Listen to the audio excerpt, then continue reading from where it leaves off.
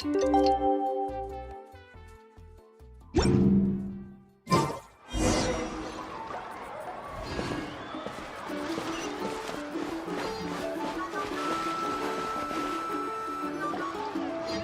feels like a whole new Paimon after those 2 days in the hot springs.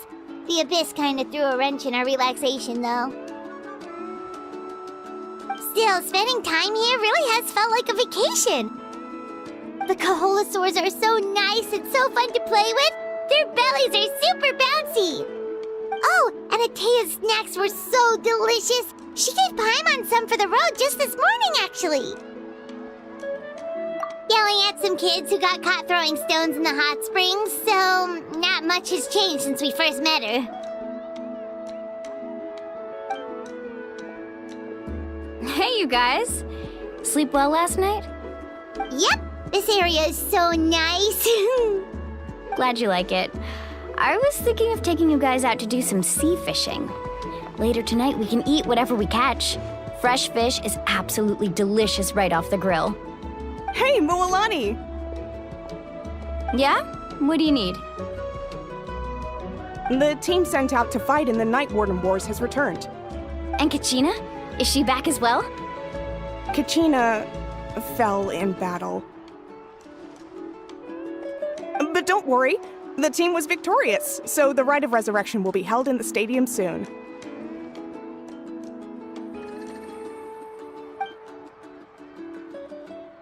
That's a relief. The Abyss is cunning, and it was her first time. Mistakes are bound to happen. Exactly. She deserves to hold her head up high. All right, thanks for letting me know. We'll head out in a bit. Jeez, she sounded a little anxious there. Had me thinking it was bad news for a moment. Mualani, you said the Abyss was cunning just now, but it seems like the Abyss just wants to destroy everything. Like, think about all those monsters that attacked your tribe. If there really was some sort of cunning plan, wouldn't it make more sense to send them to attack Kachina and her small team? Not that Paimon wants them to be in any more danger, it's just... Relax, I get it. The Abyss is difficult to understand, that's for sure. At a glance, it certainly seems like the only goal is total destruction. The Abyss isn't a living entity after all, so what capacity for logic or planning could it possibly possess? But through our long history of fighting the Abyss, we've realized things aren't quite so simple. 500 years ago, the Abyss invaded Teyvat. You know about that, right? That's right. Khaenri'ah suffered greatly during that time. But so did every other nation in Teyvat. And Natlan was the worst affected of all. It took the combined efforts of the then Pyro Archon and heroes from every tribe to finally repel the Abyss. Even so, the effects of the invasion lingered for hundreds of years, only able to be reversed little by little. Our tribe's waters were contaminated. The Children of Echo's territory was overrun by dangerous sludge surging from underground. Unrelenting black winds tore across the lands of the Flower Feather clan. It was like each disaster was designed for a specific tribe. Exactly. We once thought that the Abyss's desire for destruction was a sort of primal instinct, but its methods are, in truth, marked by intelligence. We now believe the Abyss has invaded the Night Kingdom, and has the capacity to read the memories of this land at any given moment. And that's how it became so dangerous and cunning. Almost like it knows you inside and out. Yes, and that's why we've been unable to fully eradicate it, even after all this time. Luckily, the problems left behind by the Abyss have been successfully addressed by the various Pyro Archons we've had over the years. Now every tribe is prospering and things are looking up.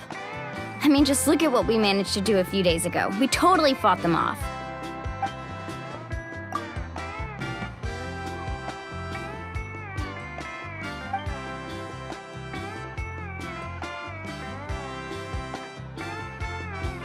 You must have had to sacrifice a lot to get to this point.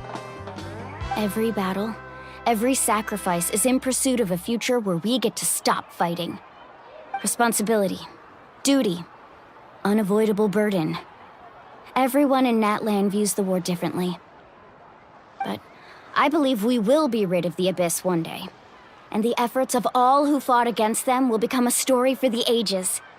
To think that my name could survive in ballads passed down to future generations, it's kind of romantic. Everyone has something that drives them forward, you know? We have to. Not only for ourselves, but for our future. Anyway, let's head to the stadium. Our fishing trip can wait until Kachina's back with us. The sea's not going anywhere.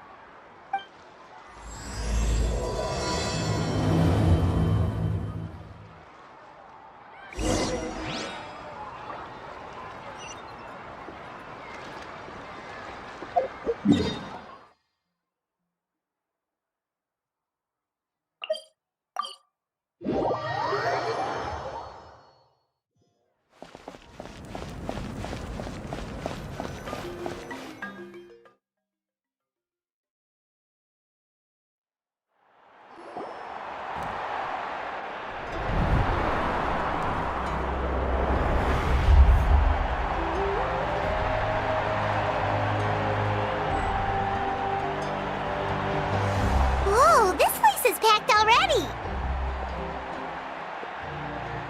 Of course. No one's gonna miss out on the chance to welcome our heroes back from battle.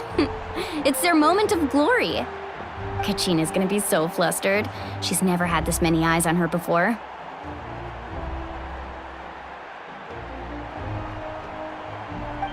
Yeah, she doesn't seem like the kind of person who likes being the center of attention. Looks like I'm just in time. Kanich, you're here! Yeah, a commission ran longer than expected, but I made it. I heard about the incident with your tribe, Mualani. Is everyone all right? Yeah, it's all taken care of. Our new friend here's got some tricks up her sleeve, by the way. She's just as strong as Kachina made her out to be. Hey, look! Is it about to start? That's right. Someone will come out and recite a eulogy, and then we'll sing the Ode of Resurrection together. Come on, let's find a spot with a good view. When the singing starts, just follow my lead and you'll be fine. Let's go somewhere higher up so Kachina can spot us.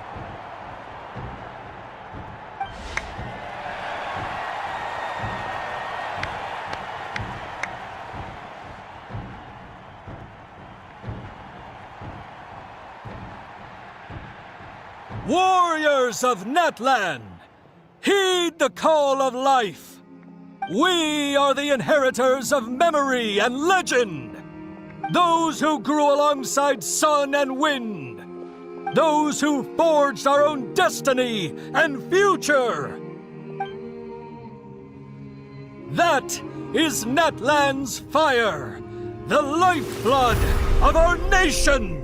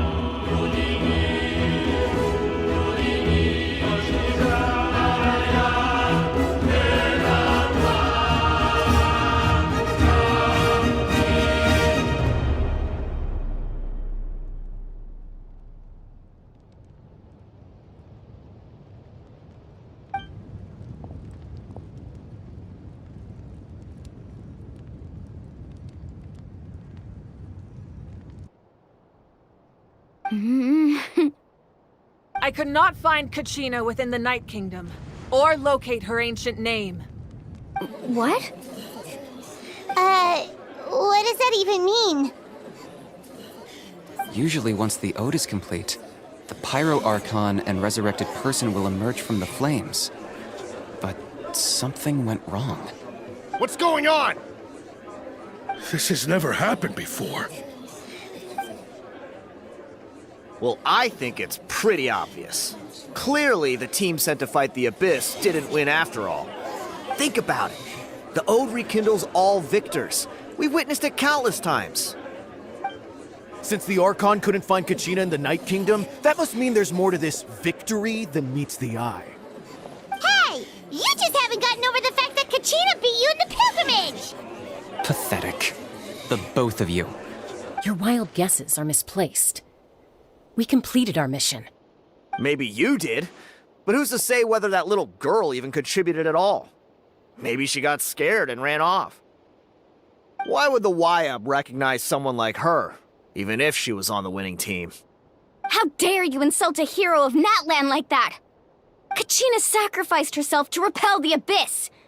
She doesn't deserve to be subjected to your vile rumors when she's not even here to defend herself. Calm down, Mualani. There's no point arguing with the likes of them. I can't just sit here and let them slander her like that. To insult a hero of Natlan, the person actually has to be a hero. You... Think about it, everyone. Who do you think is really at fault here? A girl who never should have even gone to war? Or the great Pyro Archon? Why would the rules of our nation suddenly stop working? That's true. If she wasn't revived, it must mean she failed to achieve victory. Maybe the YUB interpret victory in different ways? I mean, that girl didn't look all that strong to me.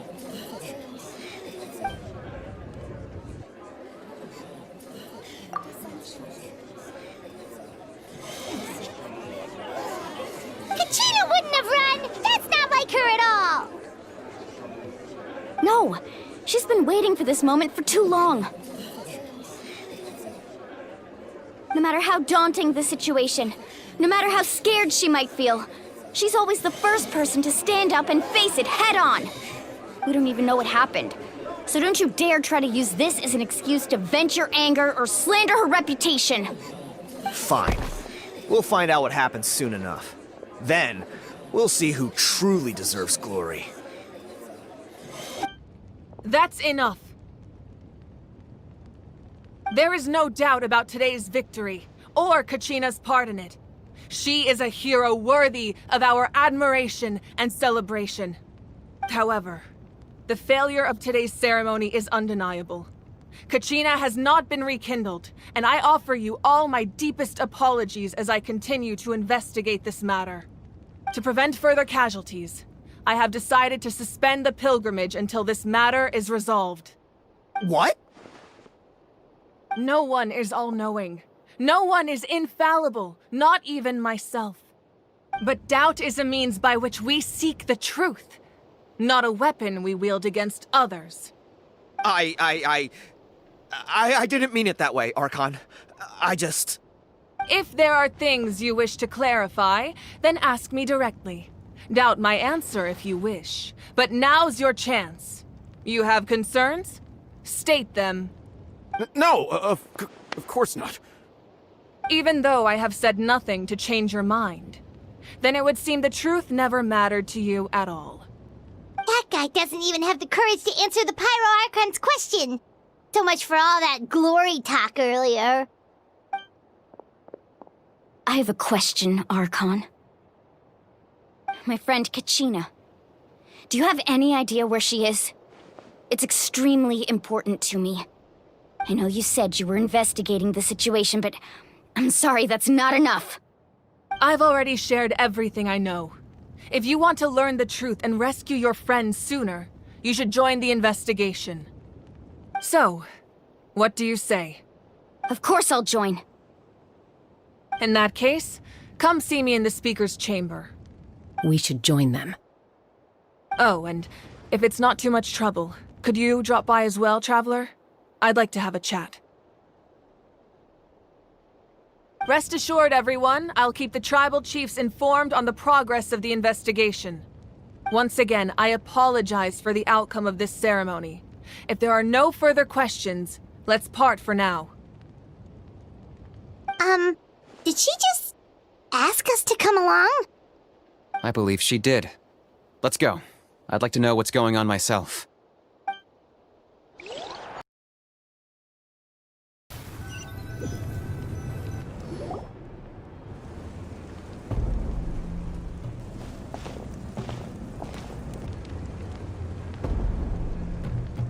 The situation is urgent, so I'll get straight to the point. Kachina is undoubtedly a hero of Natlan, and I'm deeply sorry this happened to her. There's been unrest in the Night Kingdom, but I don't know what's causing it. As a result, I've been unable to track down her location. Until we find and address the cause of the unrest, the Ode of Resurrection will continue to be ineffective. And that means Kachina won't be able to come back? That's correct. Not until the problem with the Night Kingdom is resolved. How long will that take? It's hard to say. Kachina always dreamed of fighting the Abyss, of doing her part to defend Natlan. She wasn't afraid of death because she knew, if it came down to it, the Pyro Archon would be there to bring her back to life. Whenever we sat down together, exhausted from training, she would always hum the Ode of Resurrection. She was supposed to come back to us. We were supposed to hug her and celebrate with her and share her joy. We supported her every step of the way, but what are we supposed to do now? Sit peacefully and wait for her return? Lose ourselves in grief over her death? Tell me, are we her friends? Or her murderers? That's not fair, Mualani. It's all right. I understand your rage and your grief. Kachina's life means a great deal to me, Mualani. Believe me, I want to bring her back as soon as possible. I would give you that peace of mind if I could. But please, hear what I have to say so I can at least give you a broader picture of the issue we are now facing. Considering the recent attack on your tribe, I believe the Abyss has found a new means of undermining the rules of our nation. You mean... The Sacred Flame. The foundation of our resistance against the Abyss. If we continue to hold the pilgrimage and send teams to fight the Abyss, there will likely be more casualties. But if we stop altogether, the Sacred Flame will only grow weaker. The Abyss will scale up their attacks, and the tragedy we saw with the people of the Springs will only be the first of many. If we compare the two choices, the former seems to be the lesser of two evils. Sorry, I know that may sound harsh, but I bear the name Malipo. Weighing the costs is my duty. The raw truth can be cruel. But we need to understand it if we want to approach this rationally. But what would you say, Mualani? This is personal for you, and unlike Kanich, I dare say it's not a simple case of weighing up which course of action is less painful, is it? No. I can't choose between them, and I don't want to. Saying that one is preferable over the other is disrespectful to the people who suffered. You're saying it doesn't matter whether I suspend the pilgrimage. The consequences will be equally painful. Yes. What happened to Kachina breaks my heart. But I couldn't bring myself to sacrifice other people for her sake. And that is the crux of the problem. It's not simply a matter of choosing the lesser of two evils. Either way, there will be people who suffer. And the end result will be the same. Belief in the pilgrimage will waver. Once doubt has crept in, the people will no longer unite in battle against the Abyss. And that is exactly what the Abyss wants. Their ultimate goal isn't to break the rules that make the Ode of Resurrection work. It's to destroy the people's faith in them. To prevent what happened to Kachina from happening to anyone else, we need to suspend the pilgrimage. So that is my current plan. And in the meantime, I've made efforts to strengthen each tribe's defenses. Then, we have to find another way of strengthening the sacred flame to keep the Abyss at bay. This won't be easy. I'll need time to figure out the best approach. I understand your anger, Mualani, but I hope that provided some clarity, at least. Wow.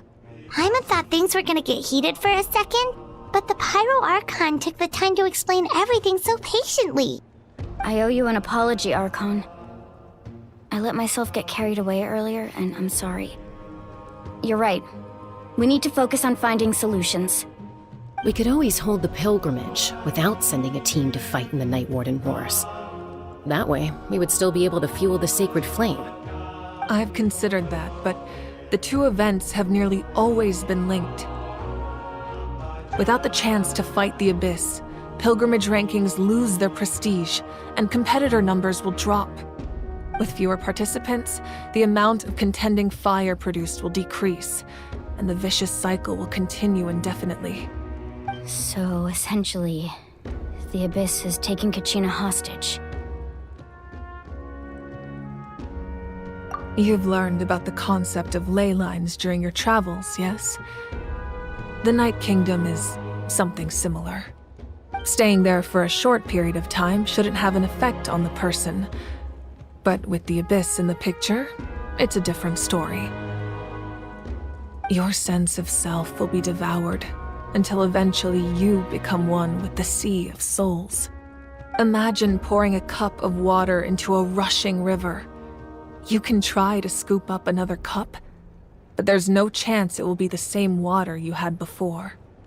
I won't sugarcoat it. That is the danger Kachina is currently facing. Just like you said, Archon. Both of these problems need to be addressed. You can focus all your efforts on dealing with the sacred flame. I will go search for Kachina. The Abyss poses the same threat to you as it does to her. It is very possible you will not return. Knowing that, do you still choose to go? Kachina's waiting for us to rescue her. That's all that matters. I failed to protect her during our campaign, but I can make it up to her now. I choose to go as well. Traveler? What do you think?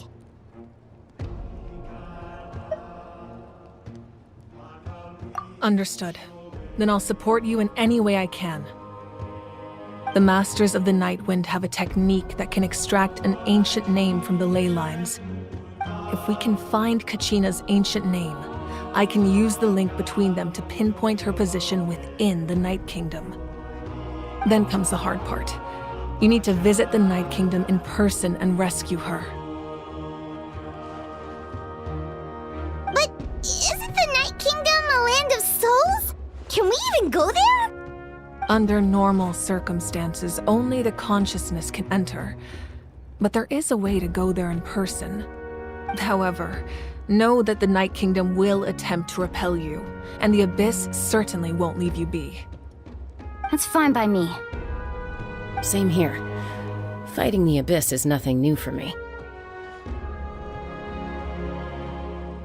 So, Hyman's the only one who's scared? Well, if you're going, Traveler, Hyman's going too.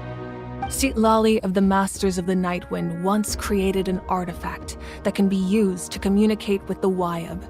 We call it the Spirit Speaker Stone. It was originally used as a ceremonial artifact wielded by the tribal chiefs, but that spiritual quality also means it can be used to search for an ancient name. That was the artifact I delivered to the Scions of the Canopy a few days ago. Didn't think I'd be hearing about it again so soon. Thank you so much for your help, everyone. Your thanks are unnecessary. I will offer you whatever aid I can, but your fellowship and courage are what will truly decide the success of this operation. Besides, you're the ones helping me. I can only focus on one thing at a time, after all. Traveler, I certainly didn't expect our first conversation to be so serious. I've heard all about your accomplishments. Ever since you arrived, I've been hoping to meet you and offer you Natlan's highest level of hospitality. Why? Why? Is that not what happened in the other nations you visited? Yeah, things were pretty complicated at the start. And, in the middle. But our reputation's solid nowadays. That's more like it. After all, I've heard you're someone who transcends fate. Perhaps even more than you can imagine. But we can talk about that some other time. Ideally, this would be the perfect night for a drink and some musical ambiance. But there are important things to be done. Oh, I almost forgot. Atea was wounded in the fight against the Abyss. She wanted us to give this to you. It embodies fond memories and my strength of will. That's what she asked us to tell you. She said you'd know what that means. I didn't think this day would come so soon.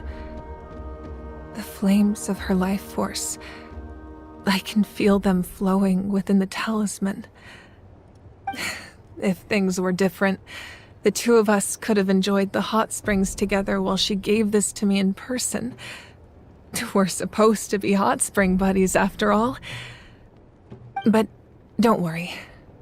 This talisman means a great deal to me. I'll take good care of it, and once this is all over, I'll pay Atea a visit.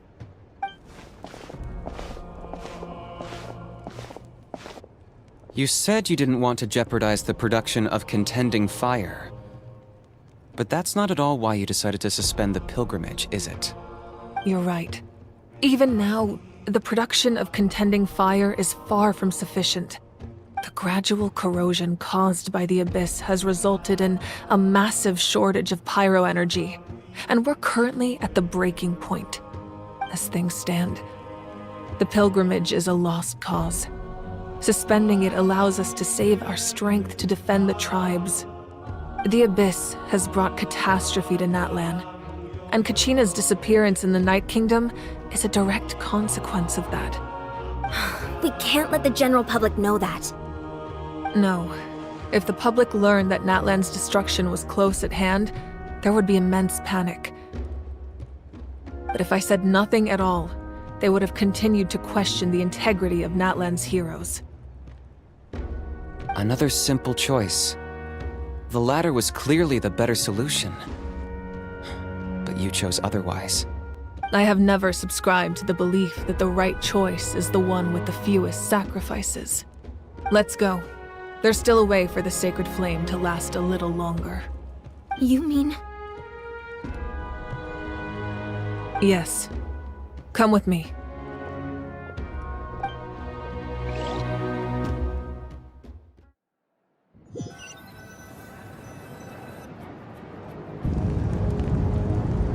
The sacred flame must never go out.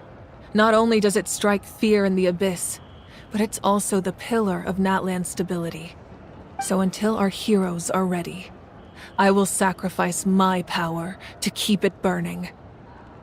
But that can only last so long. I think we should focus on the remaining ancient name-bearers. Don't let desperation cloud your judgment.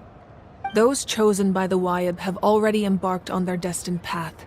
It is for them to decide how that journey ends, not us. All we can do is support them. Even so, for you to make this sacrifice, it's not right. If not me, then who? No other is capable of sustaining the sacred flame. I possess great strength, but I'm not above my people.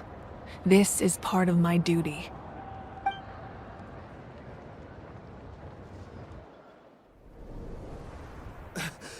Archon, it's the Fatui!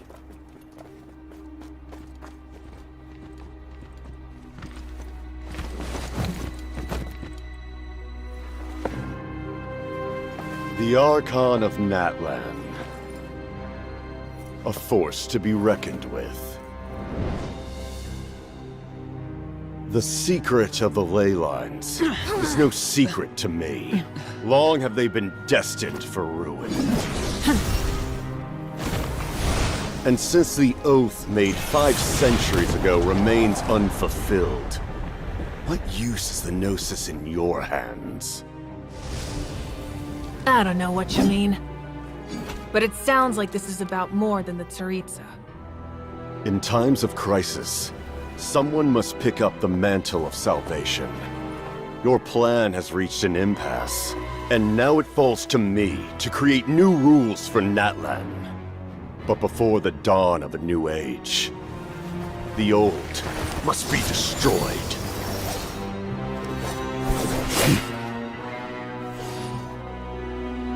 I assume that's the end of your speech? Good. People like us. Let our blades do the talking!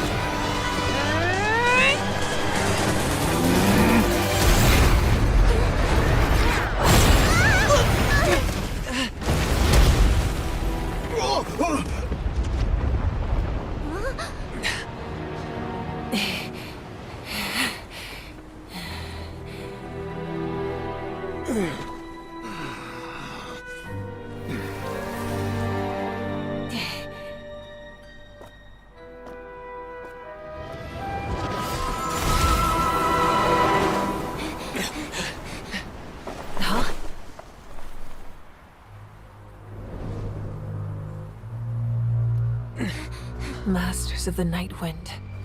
Send word. The captain and his followers must be apprehended.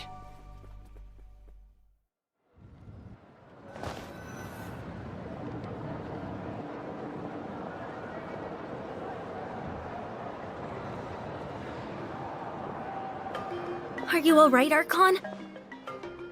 He was a formidable opponent. Exactly what I would expect from the first of the Fatui Harbingers. I never imagined someone could match you in combat. If the Tsaritsa sent him here, why would he bring up what happened 5 centuries ago? Yeah. And how much does he know about Natlan? The Harbingers are all driven by their own personal goals. The only purpose that unites them is collecting the Gnosis. But I'm sure the captain has his own reasons for being here as well.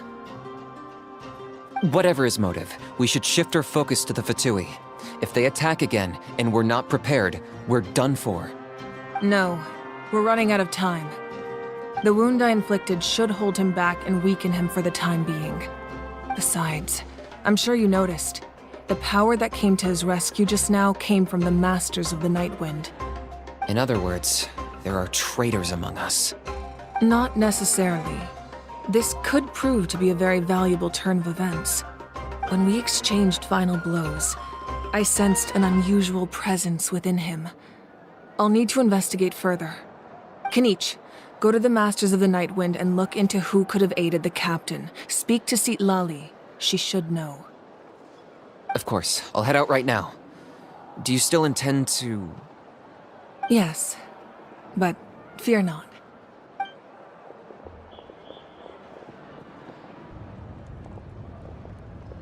Natlan's strength has never rested solely in its Archon.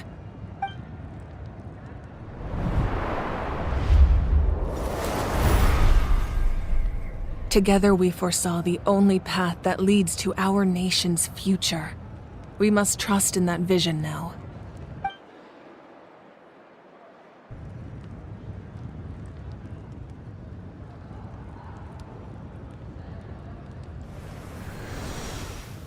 Is everything okay, Archon?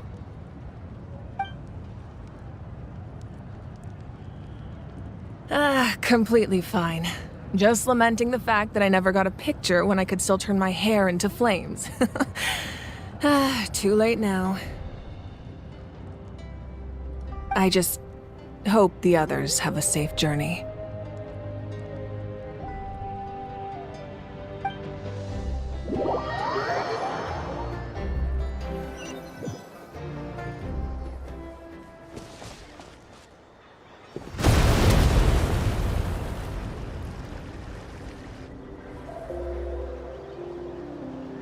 What's happening at the stadium?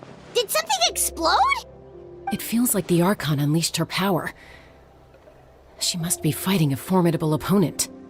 Should we go back and check what's going on? Have faith in the Archon. She wouldn't lose in a one-on-one confrontation. Once we find Kachina's ancient name, we'll head right back. Okay, let's just keep climbing. Emon really hopes nothing goes wrong.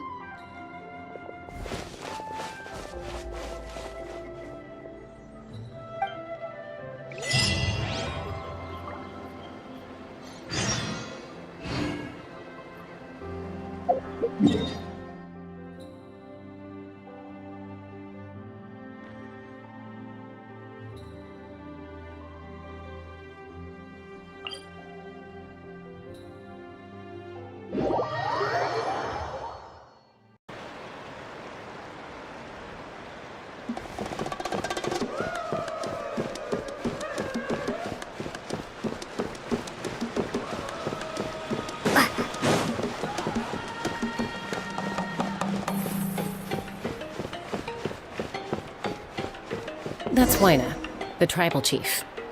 Let's head over to him.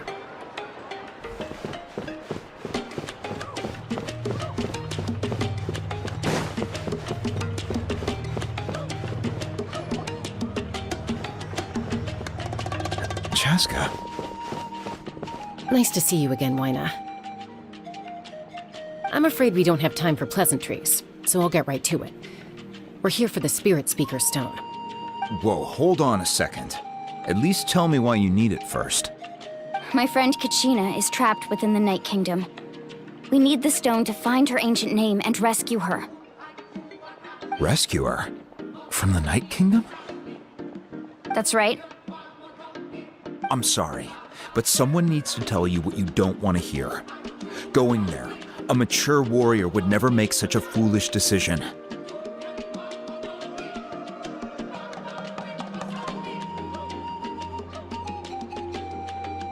The nature of battle is unpredictable. You never know how it's going to end. Losing a friend is tragic, but when that happens, the best thing you can do is focus on how to prevent further casualties. I appreciate what you're trying to say, Chief Wyna. But if the price of maturity is abandoning a friend in need, I'll choose foolishness any day. If Kachina's still holding on, then so will I. I thought you might say that. Is something wrong, Wyna? This doesn't seem like you. Life isn't complete without taking risks. That's always been your mantra. It's nothing. The Night Kingdom is a dangerous place. Can't blame me for checking if you were up to the task. If you're that determined, far be it from me to stop you. Here's the stone. Keep it safe, okay? It's not like we have a spare. Thank you. Seems like you two go way back. But aren't you from the Flower Feather Clan, Chaska? Oh, Chaska's a peacekeeper, so she's famous throughout the tribes. She's always the one people call to resolve conflicts, so we slowly got to know each other that way. Her younger sister Quichi's always hanging around our tribe, too. She's helped us out a lot in the past. Oh, you have a younger sister? Yes, I'll introduce you to her sometime. But let's get back to business. Waina, how do we use the stone? As you probably know, your intended destination is completely different from the real world. The Night Kingdom is like a river flowing with concepts, and the ancient name you seek is like a tiny fish swimming downstream. In that sense, the stone is like a fishing boat drifting down the river, but the boat alone isn't enough. You need a fisherman experienced enough to steer it in the right direction. We couldn't do that ourselves? With a little practice, I'm sure you could. You have the strength and the talent. If you want to make sure this works, though, I could recommend someone to you. Who? Vichama, a legendary warrior and scout from our tribe. He's got a keen eye and a well-honed intuition. Even his ancient name means to seek. If you're fishing for a name, you're gonna want him on the boat. Vichama? Why does that name sound familiar? He's one of Auntie Atea's hot spring buddies. I've heard stories about him. Where can we find him? Ever since Malco passed, he spends most of his time gazing out at the scenery from the cliff tops. Follow the path that way, and I'm sure you'll find him. Thank you. We'll go look for him there. Good luck. I hope everything goes well.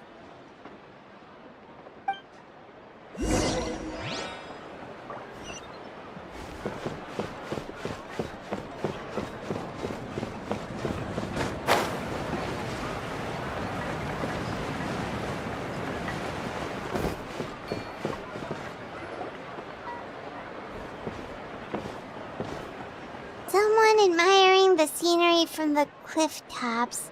Ah! That must be him! Hello there, are you Vichama? That's me. Did you need something?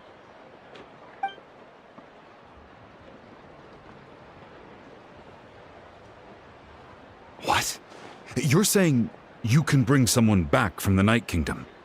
How is that even possible? No, if you really think about it, anything's possible in that kind of place. But that would mean... Are you okay? You don't look so good. Everything's fine. I'll help you, but I do have a small request. After I help you find Kachina's ancient name, I want to use the stone to look for my friends as well. Your friend? Oh, why not mention someone named Malco? Is that who you're talking about? Yes, but I'd rather not get into it if it's all the same to you. That's not a problem. We agree to your request. Yeah. Since you're helping us find Kachina's ancient name, it's only right that we return the favor. Then we're agreed. Can I have a look at the stone?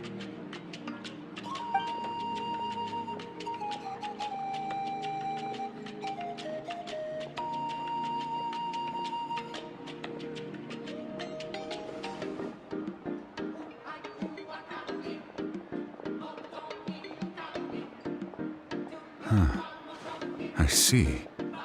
From what I can tell, it functions almost like an abyssal pylon. Both connect the Night Kingdom to the living world. Once the connection is established, the abyss will come surging through the opening like a predator honing in on the scent of blood. So we have to be sure not to use it in a tribal settlement. Wow, you got all that just from looking at it?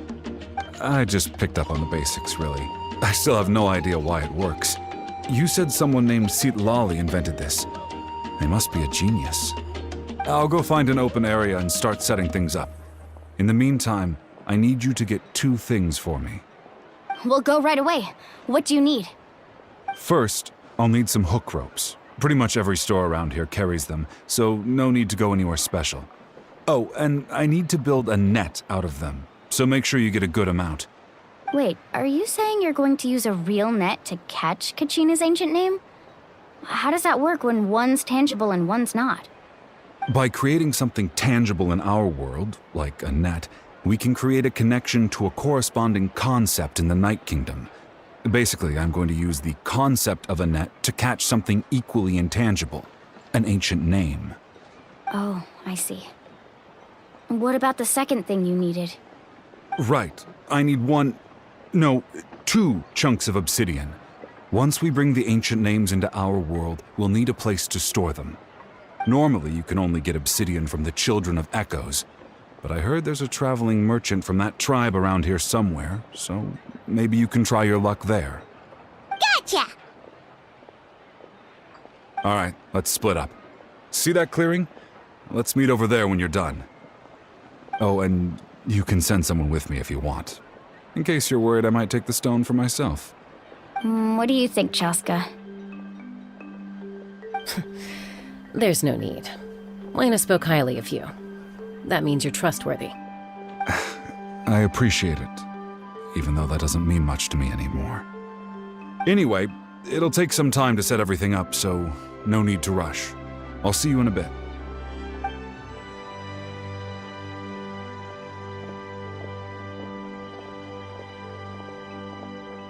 What an odd guy. He seems so defeated, but also really invested in the stone at the same time. I don't have any more insight than you, Paimon. Let's just focus on the preparations for now. Hang on, Kachina. We're coming for you.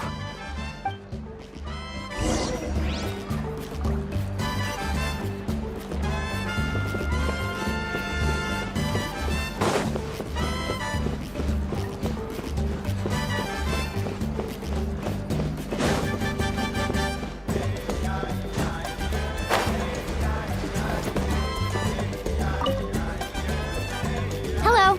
Do you have any hook ropes for sale? Hook ropes? As in rock climbing equipment? Yes.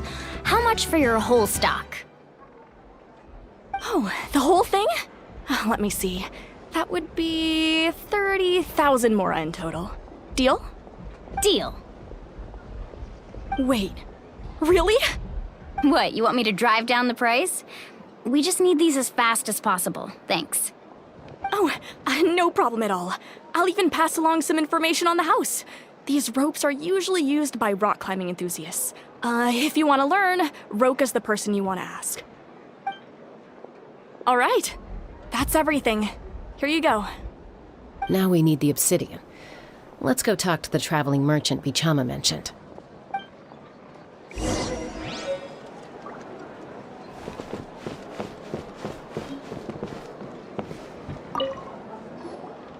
Excuse me, do you sell obsidian?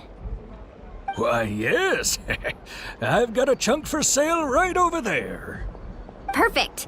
Is that the only one, though? We actually need two.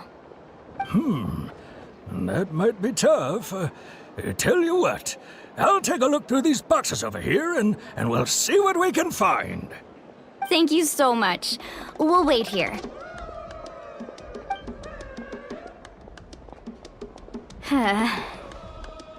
Relax. Everything's going according to plan. I know, it's just...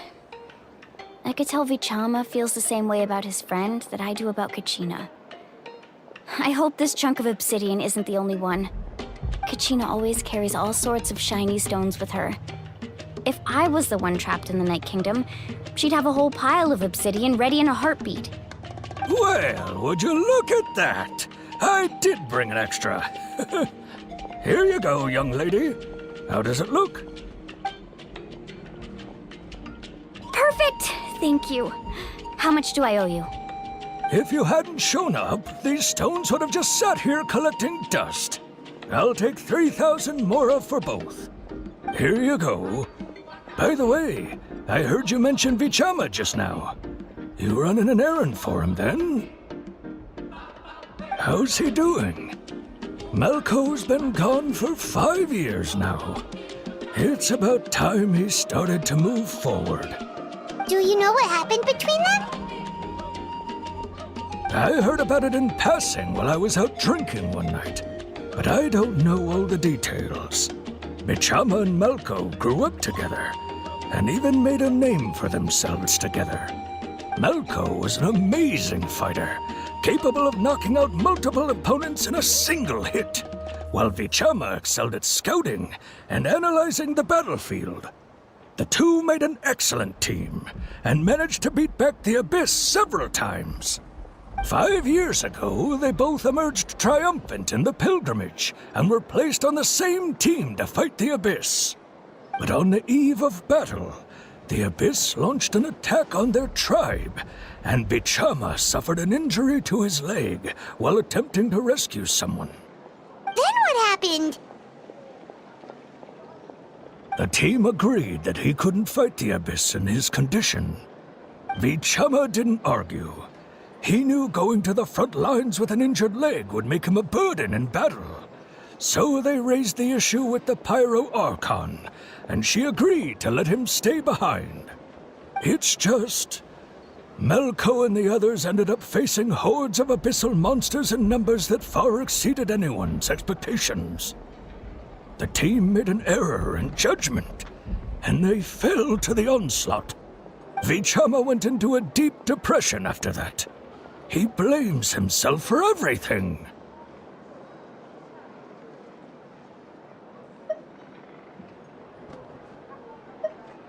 Oh, you're not wrong. But it's possible he chooses to blame himself. Not because he did something wrong, but because he wasn't able to do anything at all. I've tried convincing him to move forward, to stop dwelling on the past. But the shadow of Malco's death hangs over him still. The Abyss has caused so much suffering, and some wounds never heal. I wish there was something he could do to make himself feel better, but... anyway, that's the gist of it. Maybe you could help him talk things through sometime. I would really appreciate it.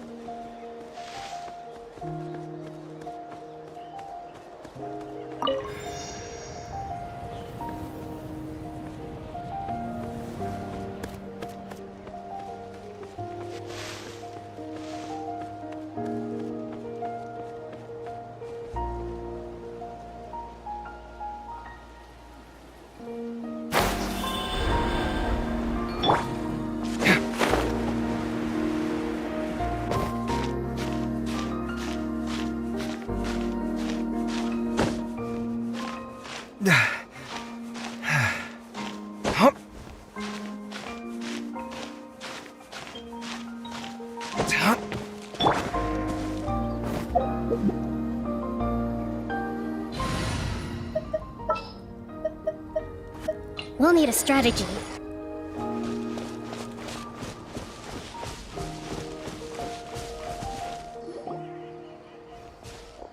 Did you get everything? Yep, it's all here. When do we start? I've made all the necessary adjustments, so we're good to go. As agreed, I'll help you find Kachina's ancient name, and then you return the favor. Go ahead.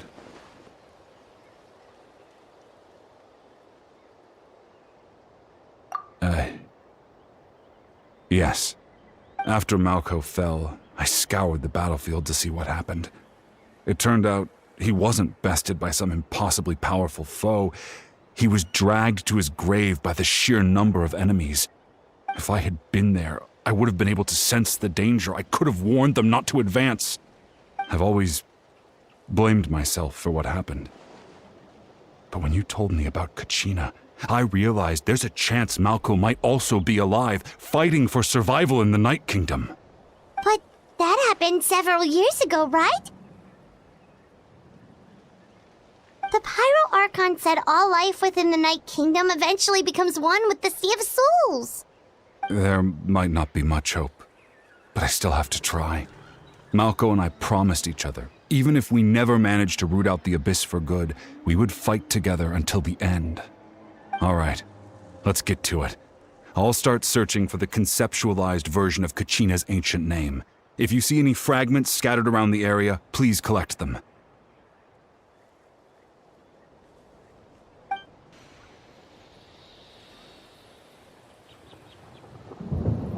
Make sure you prepare yourselves for battle. As I said, the stone will link the mortal realm to the Night Kingdom.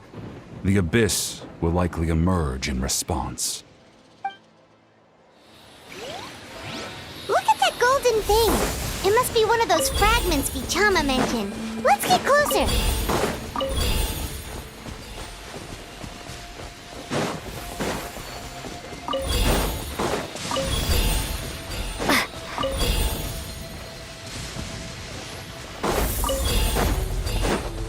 Whoa, monsters incoming! Watch out, everyone!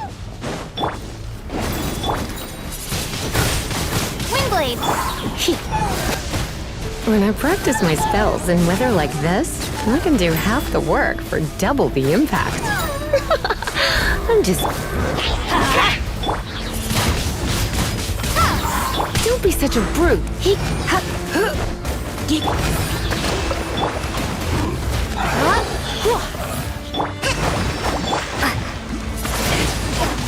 Windblade.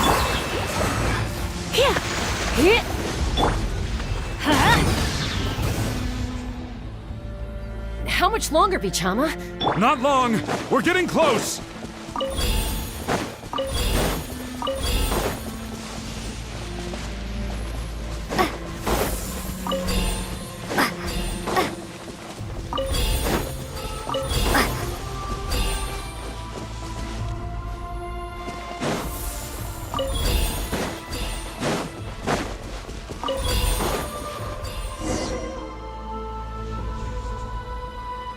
Vichama!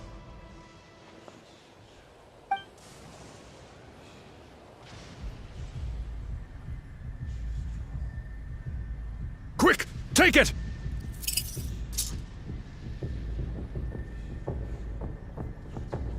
I found Kachina's ancient name. Hang in there, Malco. Just a little longer. Something's not right. The power of the Abyss is getting stronger. The Abyss is corroding his body! Vichama, you can't keep going, you'll die! I should have died 5 years ago. I just need a little more time. Please, I'm almost there. Thank you.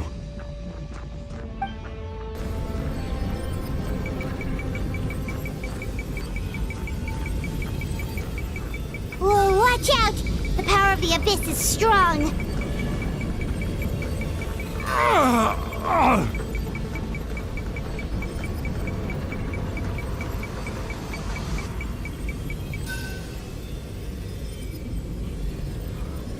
This power. Hanging in there?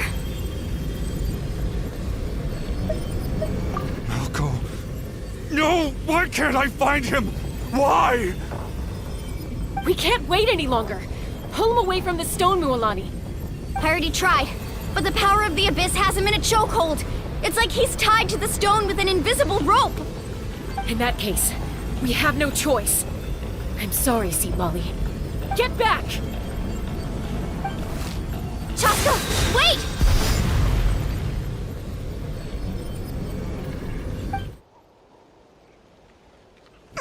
Ouch! What happened just now? It looked like the Spirit Speaker's stone was... The stone's power was spiraling out of control. The only way to stop it was to destroy it. You were all caught in the shockwave of the explosion. You might feel dizzy for a while, but that's normal. Give us a heads up next time, will you? You're lucky we managed to dodge it in time. I thought I said to get back. Yeah, barely a second before you made it go poof. Not everyone has your reflexes, Chaska. We were this close to getting dragged into the explosion. Okay, I'll be more careful next time. At least Kachina's ancient name is still in one piece. Wait, where's Vichama? Vichama! Vichama! I couldn't find Malko's ancient name. It must be completely gone by now. Once your ancient name disappears, there's no coming back. From the very beginning, I knew there was a slim chance, but still. And now... it's too late to save him. From the minute he left that day, it was already too late. Vichama. I'm sure he's heard enough condolences over the years. Let's just give him some space. Huh? What's that in your hands, Vichama? It looks like something's glowing! Huh? This is...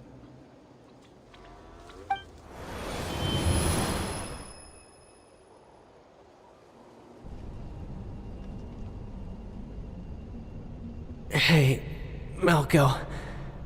Got any strength left? Not enough to swing a sword, but to say a few last words? Sure.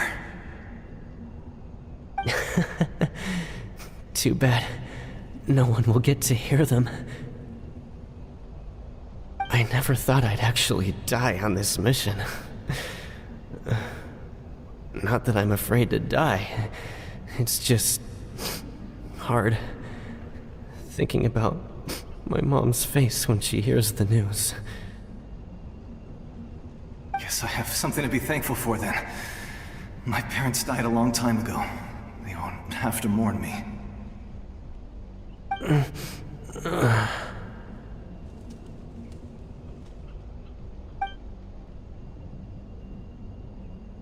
Pisak! Always had to beat me at everything, didn't you? Right to the end, you were never one for goodbyes. Maybe you're right. Maybe no one will get to hear our last words. But just in case... Vichama, I'm so glad you didn't come with us. Don't be sad. Just keep on living. For the both of us.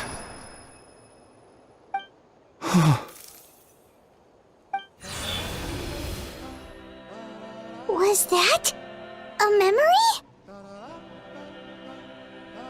Seems like we were able to salvage something after all.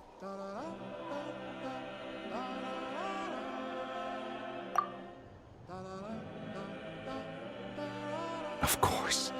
Seeing him, hearing his voice again, it makes me unbelievably happy. But it also brings with it an even deeper pain. A deeper pain? Why? Malko was always the type to put on a brave face. But in that memory just now, his hands were shaking, and his smile was forced. For all these years, I regretted not being able to fight alongside him to the end. And now I know, at the end of his life, he was thinking the same thing. Vichama. I'm fine. Actually, I heard Chief Wyna wasn't really on board with your plan to go to the Night Kingdom. When you asked for my help, I hesitated too. I knew helping you find your friend's ancient name meant leading you one step closer to danger. But I also understood why you had to try. Everyone has regrets in life, but not everyone gets the chance to make up for them. Once allowed to fester, guilt strips us of our most valuable qualities as warriors. In that sense, we might as well choose the braver path from the very beginning.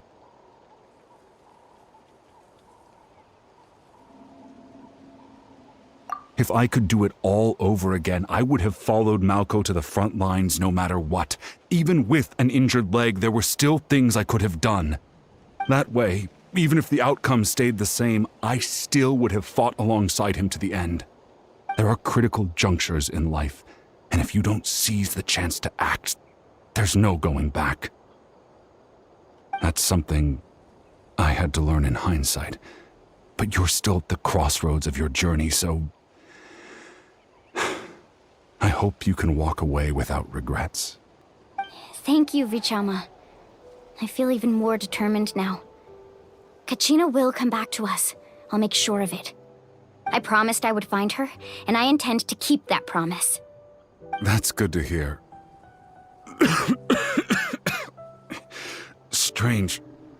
My body, it's... Once abyssal corrosion enters the body, a portion will fuse itself to your internal organs. Even though the Traveler possesses powers of purification, the corrosion can never be fully eradicated. Thanks to her, though, you are only briefly exposed. Slowing your breathing and controlling your emotion should help you keep the symptoms in check.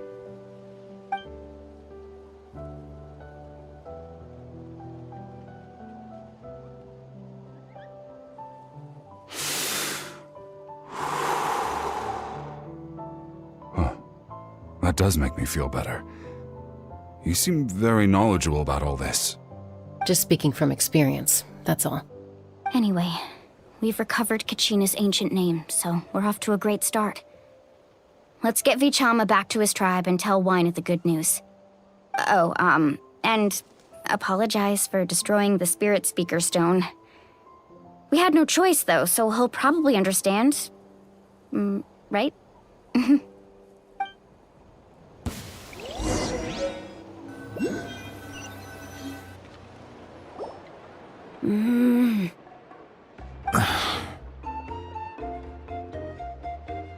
Koichi, are you really gonna just stand there like that?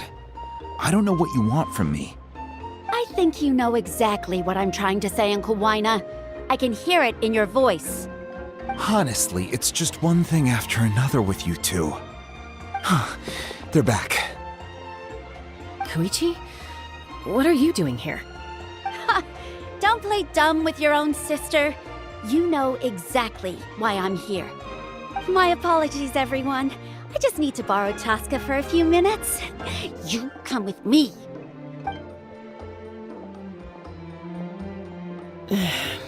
I'll be just a moment. Who is that?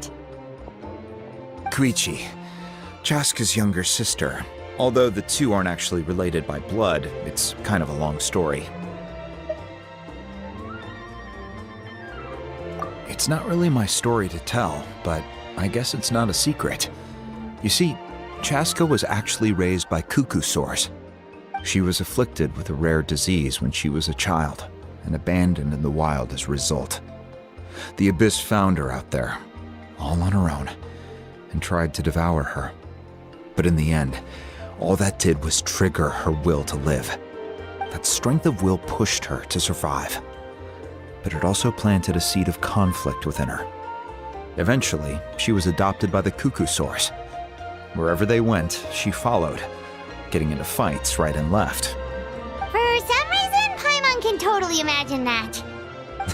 Well, when Chaska finally returned to human society, it was Koichi's parents who adopted her. At the time, Chaska still had a habit of getting into fights, so Koichi was always taking her around, apologizing to everyone. Ah, I remember those days. One of those fights was definitely with me. But You know, kids. You're fighting one minute and your friend's the next. Eventually, she found a way to rein in that desire to fight. And now she's who people call to resolve conflicts. She's known as the Peacemaker. It sounds like she still argues with Koichi, though. Don't siblings usually stop fighting when they get older? That's partly my fault. Koichi asked me to stop Chaska from doing anything dangerous, but you probably know by now, once Chaska makes up her mind, there's no changing it. Oh, I get it. No wonder you tried to talk us out of going to the Night Kingdom. Chaska even said that wasn't like you. I'm all for your adventure. You need to take risks when you're young, because by the time you're my age, you couldn't attempt something like that even if you wanted to. Better try now than live with regrets later. That's what I say. Still, I can understand where Koichi's coming from. In the end, nobody wants to sit back and let a loved one put their life on the line.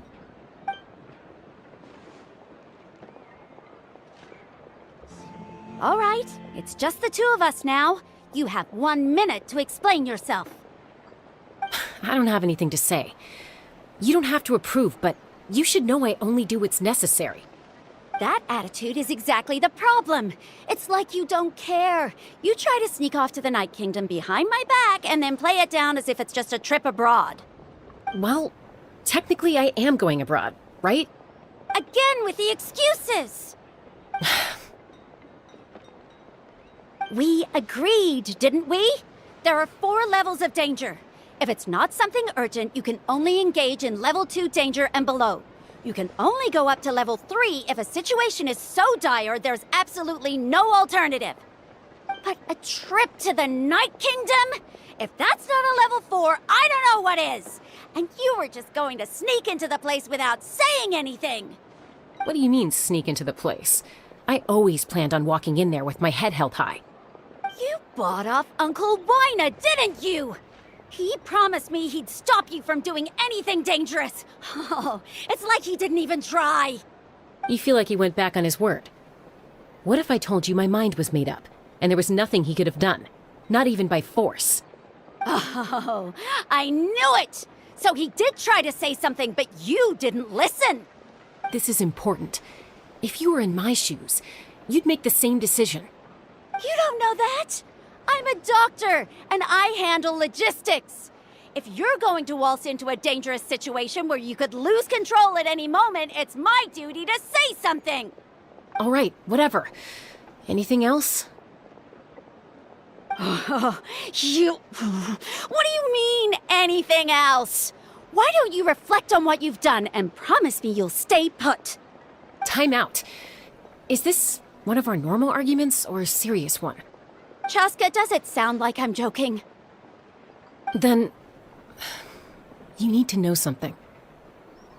What happened to Kachina was partially my fault. I can't leave her there to die. That's not who I am. But the person you become when you lose control, that's also not who you are. That's a different issue. You said it yourself. A person is only as good as their morals. If I want to live in Natlan, I need to display qualities that make me worthy of this nation. I've also told you that managing your condition is equally important. Sometimes you have to make sacrifices. All right, let's stop this here. If we keep going, I might actually have to get serious. And I think Wina prefers his roof attached to his house. Is that a threat? That sounds like a threat to me. Koichi! Younger sisters are supposed to listen to their elders. So, you're really going to go, no matter what I say? I'm supposed to be your sister. Then support me. I'll be back. All you have to do is wait. Chaska. So, that's it. Why'd you have to turn out to be so darn annoying?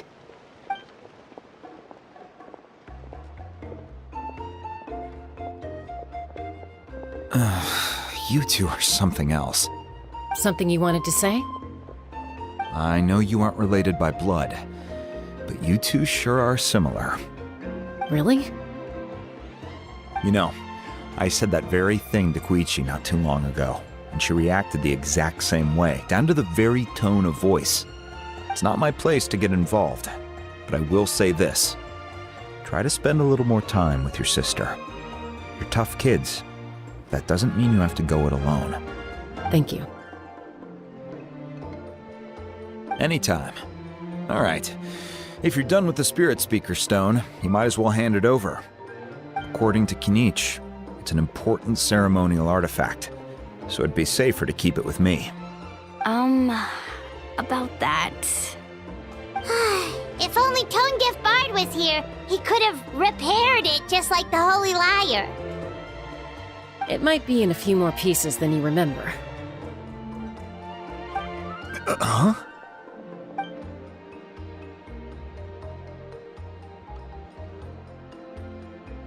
I see. Sounds like it was an urgent situation. If someone's life was on the line, then you had no choice. Still, Citlali's going to be a nightmare to deal with now that you've broken her stuff. I'll explain everything to her later. Stay safe out there in the Night Kingdom, okay? I'll wait here for your safe return.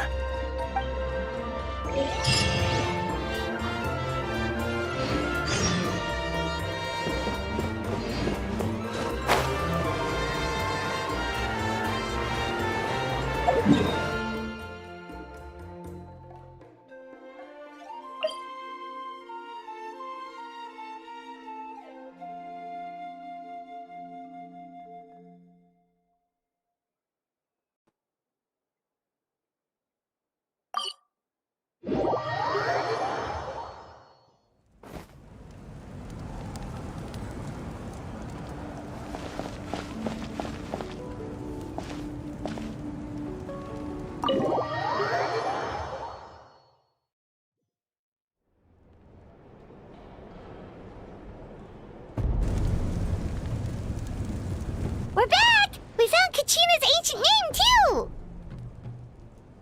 Well, it's fairly complicated. Let me give you the condensed version. The Fatui again? We can't go anywhere without them causing trouble. But what if the Fatui finds out you've lost your power? Won't they try to take advantage of the situation? That's why it has to be our little secret. No one else can know, or we're asking for trouble. Look, I wish I could offer you some sort of consolation, but I won't lie to you. With multiple factions closing in, there's nothing comforting about the situation we're facing. Still, all you need to do is focus on your goal. You can leave the complicated matters to me. I can also step in on the Pyro Archon's behalf. There's a limit to what I can accomplish, but I'll help you however I can. There's no need to be so modest, Yan-san. Your incredible strength has long been a well-known fact. You're the pride of your tribe. Archon, I'm sorry about before. You have so much on your plate, so much that you have to worry about. But all I could do was focus on my own feelings. You have nothing to be sorry about. We all get overwhelmed by our emotions, myself included. Your reaction to Kachina's disappearance, I understand that feeling very well. Well, now that we have Kachina's ancient name, let's go track her down. Follow me.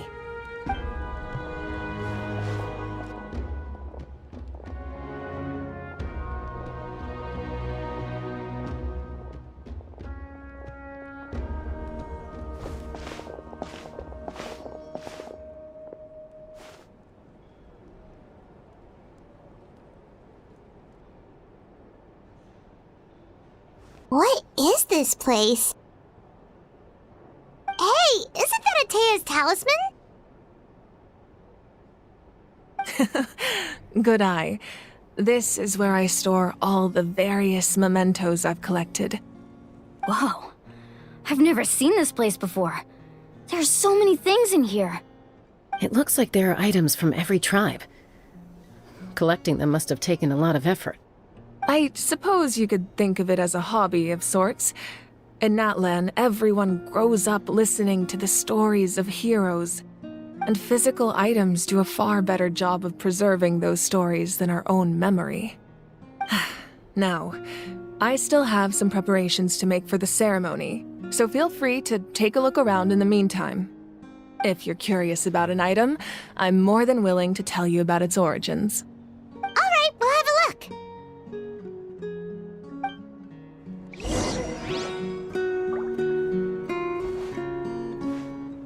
This flower looks like it's thriving.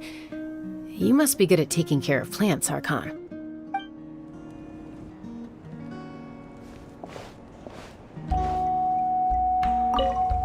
Make sure to handle everything with care. This cup, for example, it's heavier than it looks.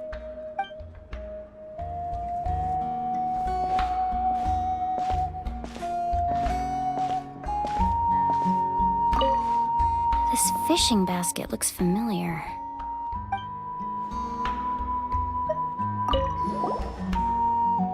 Hey, there's a fishing rod here. It must have belonged to the people of the springs.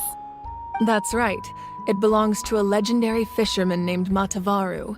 I have his entire set of fishing equipment, actually. He and I met in a tavern.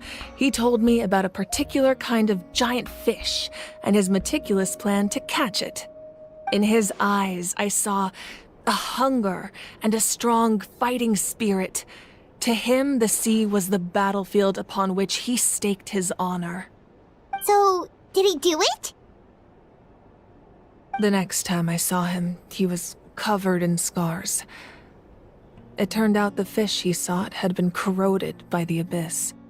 He managed to kill the fish, but sustained a serious injury in the process, which meant he could never go deep-sea fishing again. Can a fisherman claim victory if he fails to bring back his catch? That's what he asked me in the end. Well, Paimon thinks he won. That was my answer as well. The experience was far more valuable than the prize itself. In the end, he didn't want his tools to go to waste, so he gave them to me. Wait, that means you also know how to fish. Maybe we can go head-to-head sometime.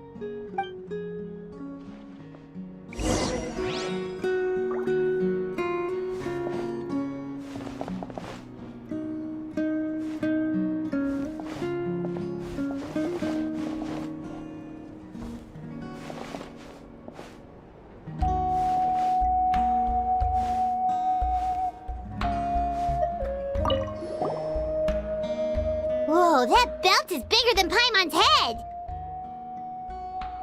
The Collective of Plenty are known for their bodybuilding competitions and contests of strength. This belt is a symbol of great honor within the tribe. The association with strength might also have been the reason the original belt was extremely heavy. It was difficult for even two people to lift. And even if a warrior had the strength to put it on, wearing it for any length of time would still leave them gasping for breath. Sounds like it. So the owner of the original belt, Kitera, commissioned a craftsman to make a copy identical in appearance but far lighter in weight. That is the belt you see before you. He would often wear this version when training in order to protect his waist. Or he made a lighter version so he could wear it all the time and show it off.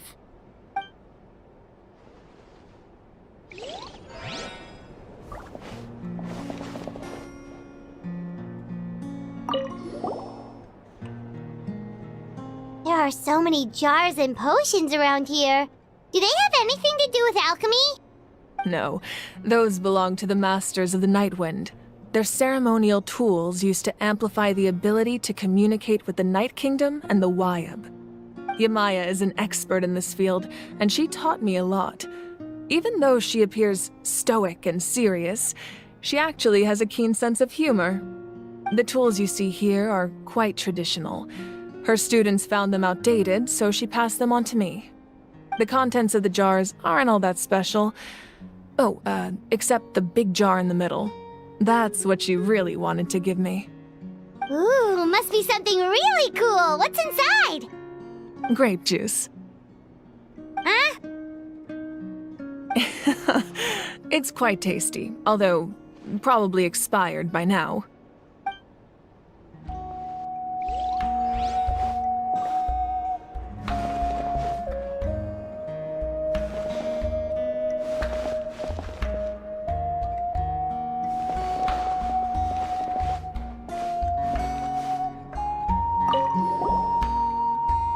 This is Atea's talisman. I'm sure you're familiar with this one already. Atea was rarely ever without it. The talisman brought her a lot of luck in battle.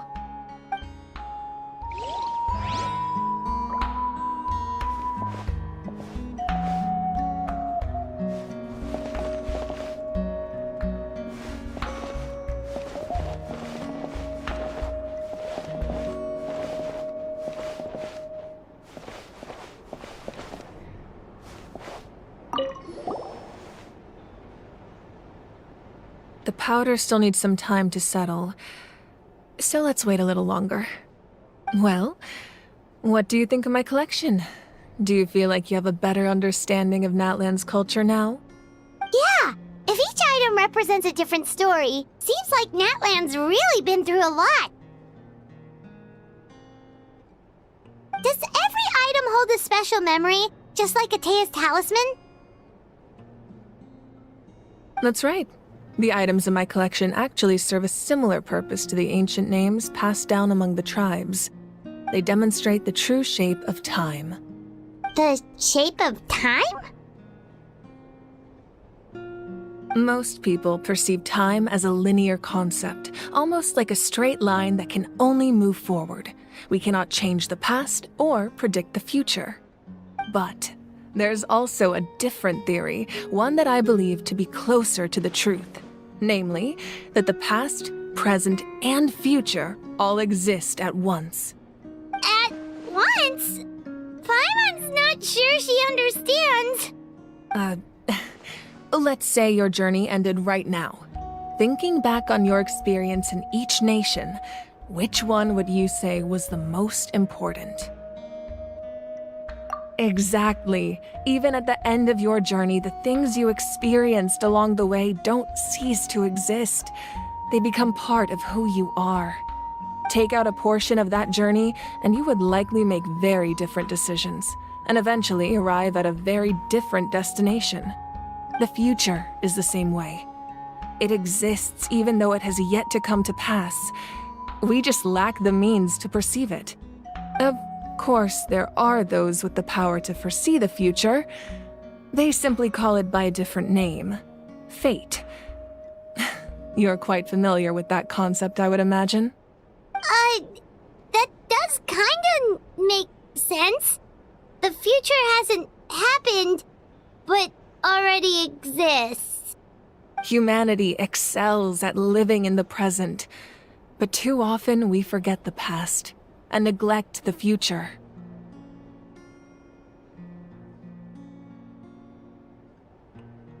While the pilgrimage and the Night Warden Wars lead us to a better future. Only by uniting the people of Natlan across countless eras can we fight back against an enemy as formidable as the Abyss. To come up with such a set of rules, the first Pyro Archon must have possessed a level of insight I can only imagine. That's correct. At first, he was a mortal man with no special power. After he ascended to the Divine Throne, he used it to borrow power from the heavens and establish the rules of Natlan. Namely, a framework through which ordinary people can ascend to Archonhood. By holding the pilgrimage, we're able to determine the strongest among us. And when that person ascends to the Divine Throne, their inner flame will awaken. In addition, the sacred flame will grant them significant knowledge and memory of this land. After all, that's how I came to know everything I just told you. So, it all comes down to the power of the Divine Throne and the rules. Wait, is that a family portrait? Yes, that's my mother, father, younger sister, and the little saurians we raised. I turned a piece of my dad's leather armor into a canvas and commissioned a famous artist to paint our likeness. Your sister is so it looks like the two of you are really close. Paimon was having a hard time thinking of an Archon as an ordinary person, but seeing this portrait, it kind of makes sense now. It really doesn't look like there was anything special about you before. Oh, wait, is Paimon allowed to say that? A little late for that question, don't you think? Sorry! Paimon's so sorry! Paimon's mouth works faster than her brain sometimes! It's alright. I'd never get upset over something like that. No matter what others may say, my past is a precious part of my identity. I'm forever proud of the life I used to lead. Becoming the Archon doesn't mean you sever ties with your family. The position just comes with a lot of responsibilities, so it impacts how often you get to see them. My father made the most delicious stew, so my sister would often bring me a large pot of his cooking, and we would sit on a blanket and eat it together. One time, we didn't close the door securely, and the Saurians who were raising ran into the room and knocked over the entire pot. My sister immediately burst into tears. The two troublemakers were going for the meat, but when they saw my sister's distress, they froze on the spot. I still remember the way they laid there, sulking like a pair of children, even after making such a mess. It was frustrating, but in the end, all I could do was comfort my sister and move on. Wow. Isn't that what being a family is all about? I think about that story a lot, actually. As the Archon, I made a vow to defend this nation, and experiences like that, they remind me exactly what I'm trying to protect. Well, what happened after that? This portrait looks pretty old. Your sister must be all grown up by now, right? I believe she ended up working as an architect and artist. She built many houses and crafted many beautiful works of art. Anyway, that's enough about me. Now that the powder is settled, we can begin. Ian-san, Mulani, Chaska, over here, please. Place the ancient name up there, and then we'll begin.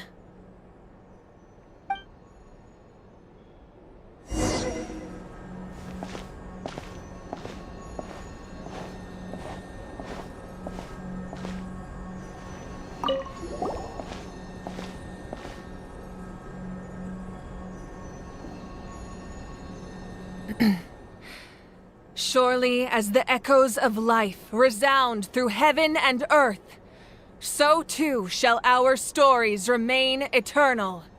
Ancient name, take us to your fated bearer. Allow her to answer our call.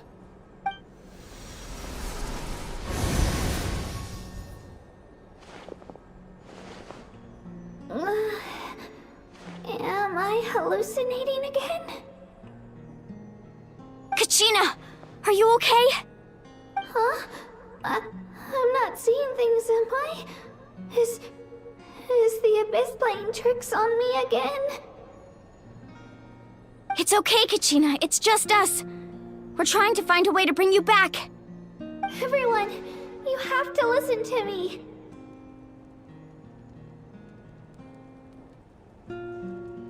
I've been investigating the Night Kingdom this entire time, and I figured out what's wrong. The Wyab is being affected by the Abyss. I was waiting for the Wyab to send me back, but then this really strong monster came in and it almost killed me.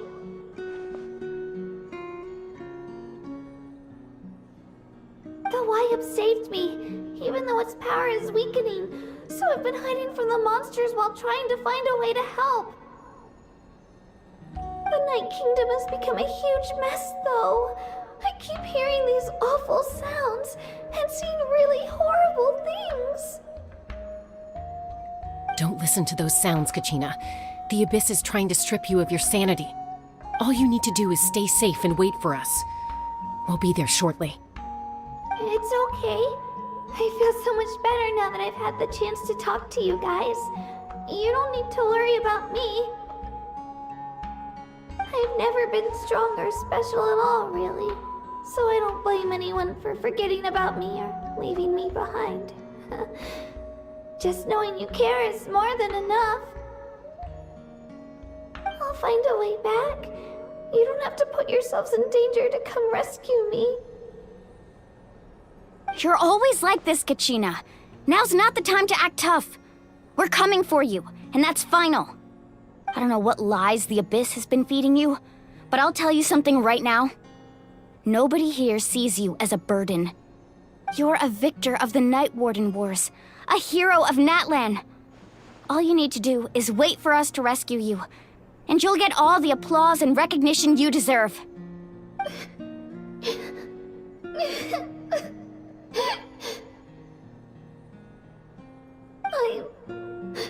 I'm really scared.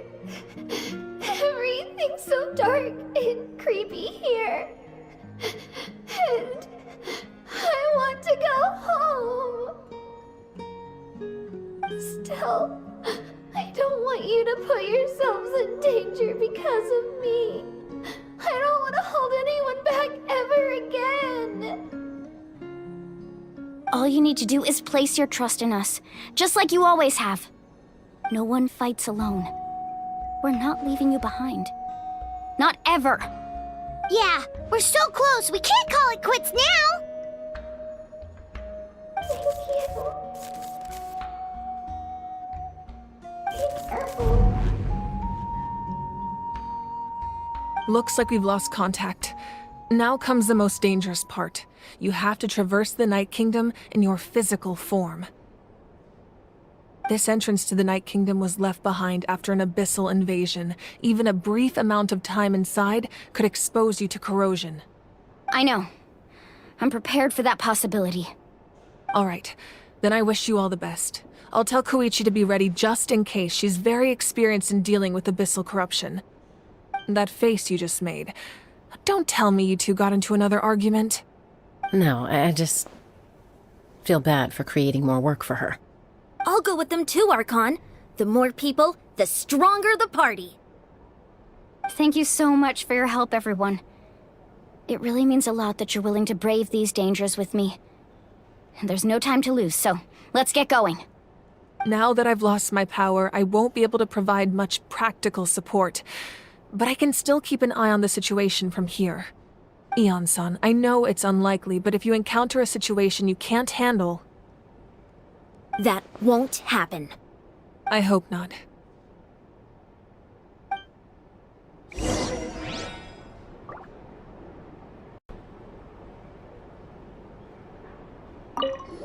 Be careful out there.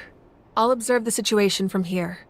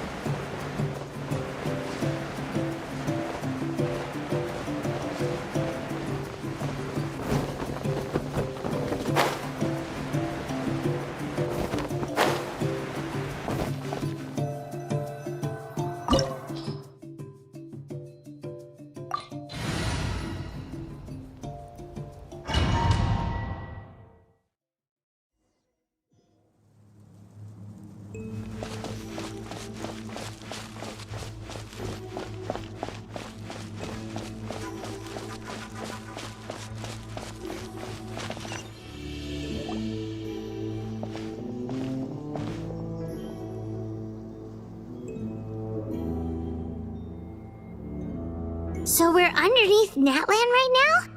It looks nothing like Paimon was imagining.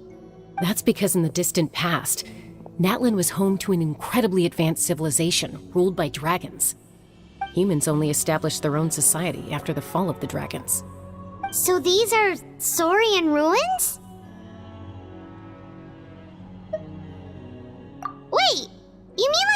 elemental sovereigns?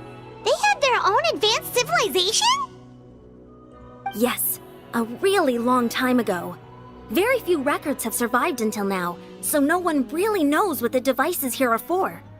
These ruins have been abandoned for a long time, but with the recent increase in Abyss activity, the installations around here have somehow been activated again.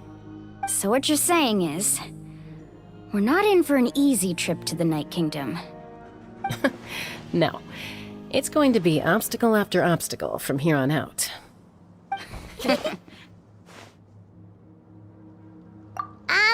Why are you all laughing like that? It's creeping Paimon out. It's the pre-adventure excitement kicking in, right guys? Of course.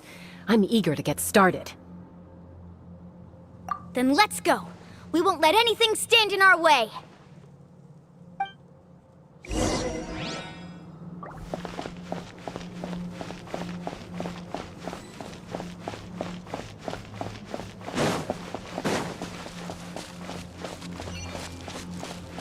Seems like the road ends here.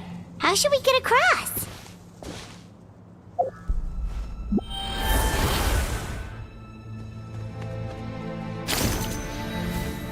As a professional trainer, I think you could stand to build up your endurance, Paimon. Professional trainer? Paimon thought you were a warrior from the Collective of Planning. Well, that goes without saying. But I actually work as a sports coach. I provide professional guidance for many of Natlan's popular sports. And I don't just mean physical training. I design nutrition plans as well. Ah, so basically no sugar, no soft drinks, no grilled meat. Yeah, we'll be here all day if you list them out one by one. It's much faster to just focus on what's good for you. Such as? Vegetable juice. Want some? You know, Ian-san, Paimon feels like the two of us might not see eye to eye.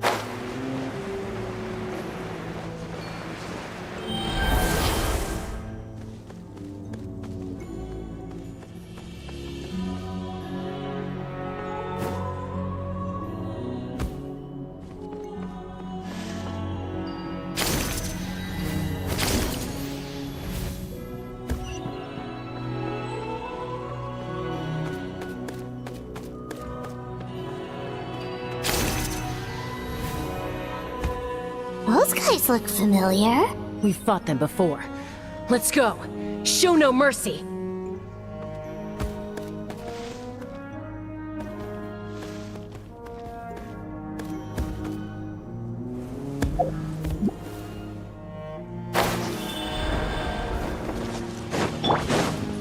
Let's light it up!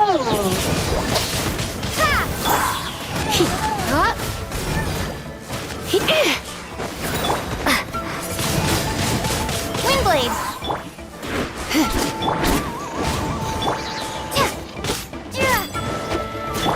Rest and rebound!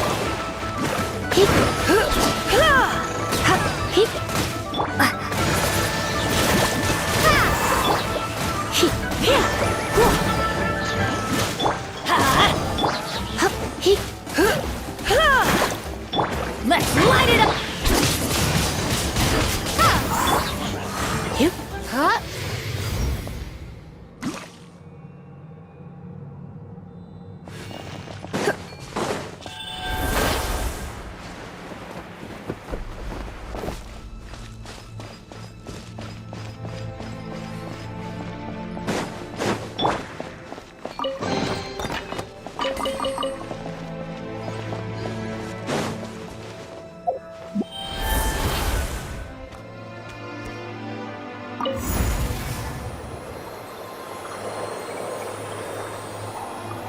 Oh, the place we need to go seems really high up.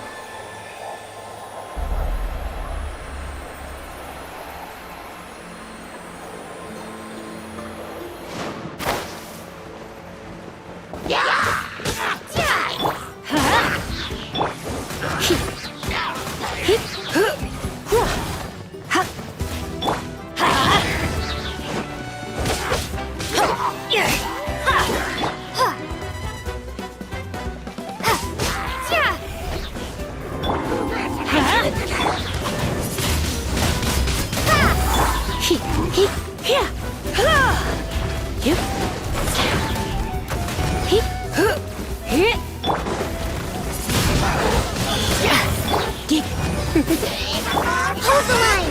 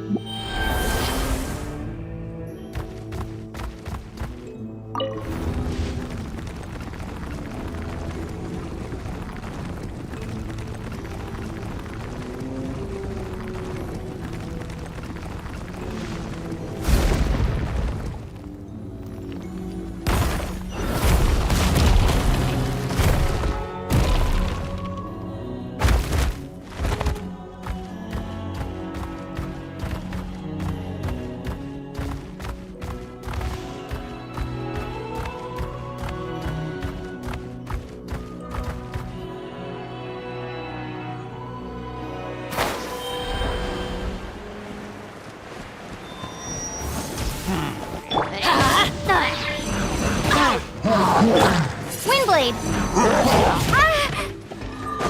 Adventure, let's light it!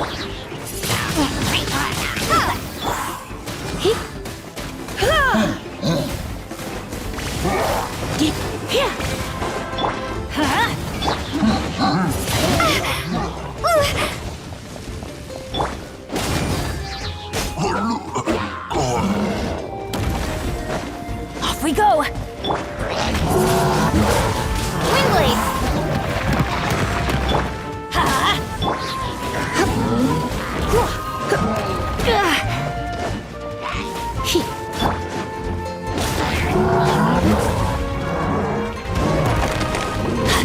Everybody stand back! Let's Try not to enjoy that. Don't be such a brute. Come a little closer.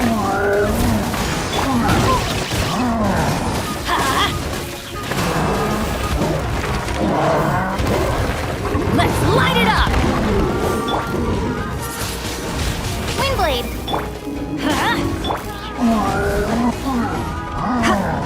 You're in for a little shock.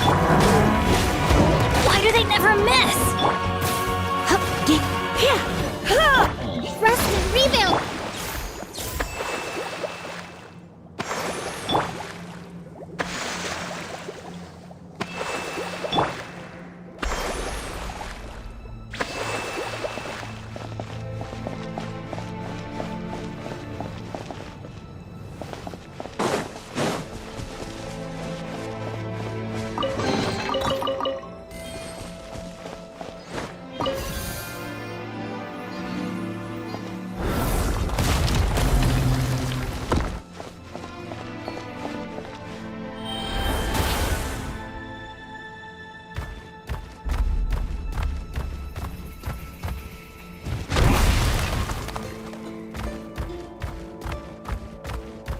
This is the final stretch. We just need to climb up, and we'll be there. Nothing to it. Easy for you to say.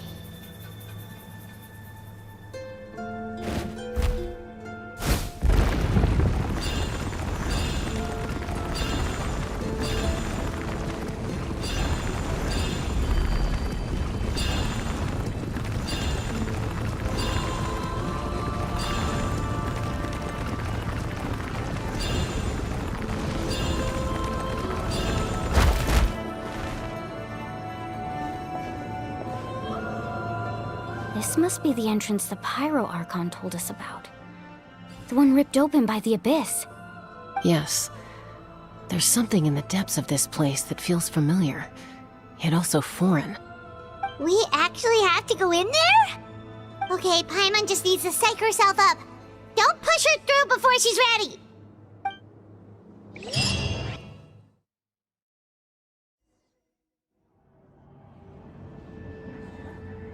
Hey! You don't have to drag Paimon! You're pulling too hard!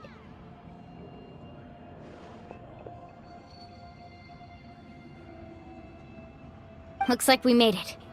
This is the Night Kingdom.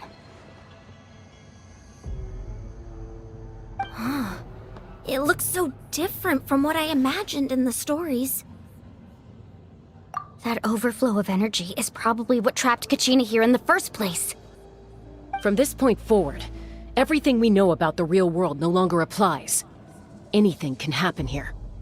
Paimon's more worried about how we're gonna make it out. We obviously can't go back the way we came. Do you see that patch of light on the ground? It's shining down from that fissure in the sky. Oh yeah, right in front of us.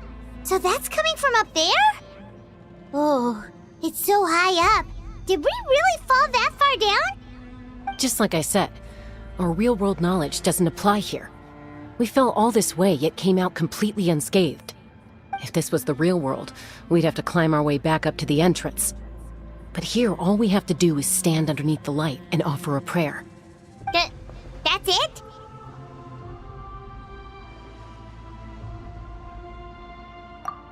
Right. We still got a job to do. So that means all we need to do is find Kachina and bring her to this location. Exactly. This light is streaming in from the real world. It's a link between the two realms. The terrain looks difficult to navigate, and the visibility's not great either. How are we supposed to find Kachina in these conditions? Yeah, these floating black things don't look super friendly either. Those are all manifestations of abyssal power. Be careful. Ghost! A talking ghost! Calm down, I'm here to help. You're the ones who helped Vichama, right? Yes, I'm Vichama's friend, Malko. I was completely lost to this realm until I sensed a mysterious power calling out to me. It's like it was seeking me out, attempting to reassemble the pieces of who I used to be. Of course, it could only do so much. I'm sorry I can only appear before you in this imperfect form. No, we should be the ones apologizing. If the Spirit Speaker Stone hadn't become corrupted by the Abyss, we could have done much more. But we had to destroy it. Otherwise, Vichama and his tribe would have been in danger. Of course. Thank you for protecting him. I never imagined that, even after all these years, he'd still take such a risk for me. Under the power of the stone, it felt like our souls were connected. Turns out even our regrets were exactly the same. Whether in triumph or death, you want your best friend by your side. Exactly. That may not be in the cards for us, but it's not too late for you. You're looking for a young girl from the Children of Echoes, right? She's being chased by an embodiment of abyssal power. I'd like to help her while I'm still in this form, so follow me. Be careful. This place has been severely corroded by the Abyss. Paimon didn't realize it had gotten this bad. It's like a seething volcano ready to engulf our world at any moment. Ouch! Quick, get back here! Stick close to me. My power will be able to ward off attacks for the time being.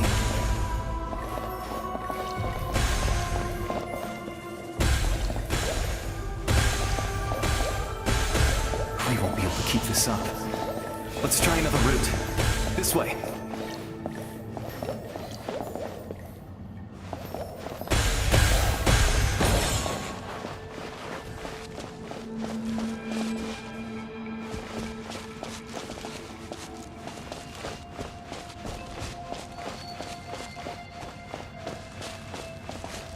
Not good. More monsters. We shouldn't waste our time on them. Allow me!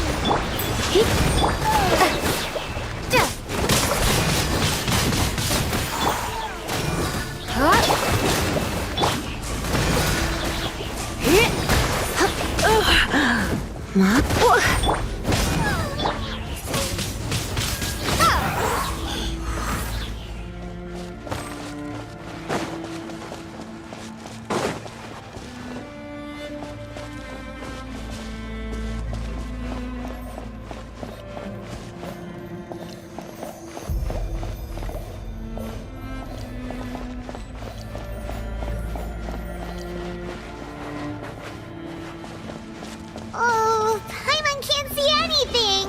It's easy to get lost here. Just stick close.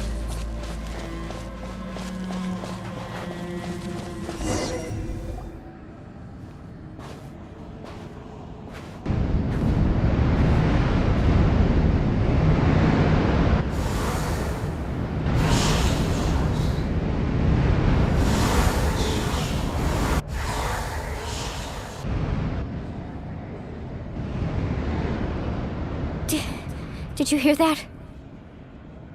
What? Never mind. It was probably just my imagination. Don't scare Paimon like that! I heard it too. It was a voice from the abyss. What did it say? Doesn't matter. It certainly doesn't harbor good intentions.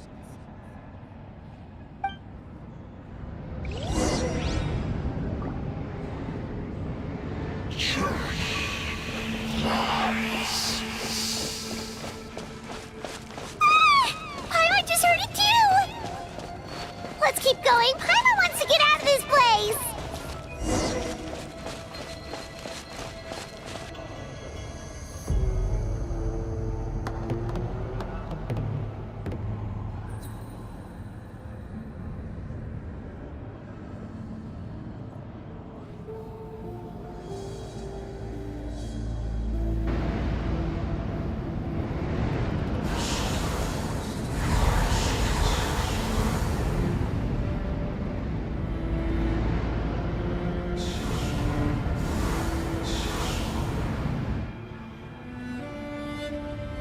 We're here, Kachina! Honey, you made it! Looks like our reunion will have to wait until we take care of these monsters. Good idea. Let's go! Yeah! Let her rip!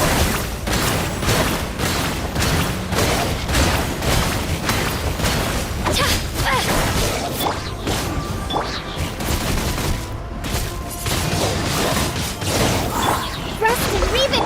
You?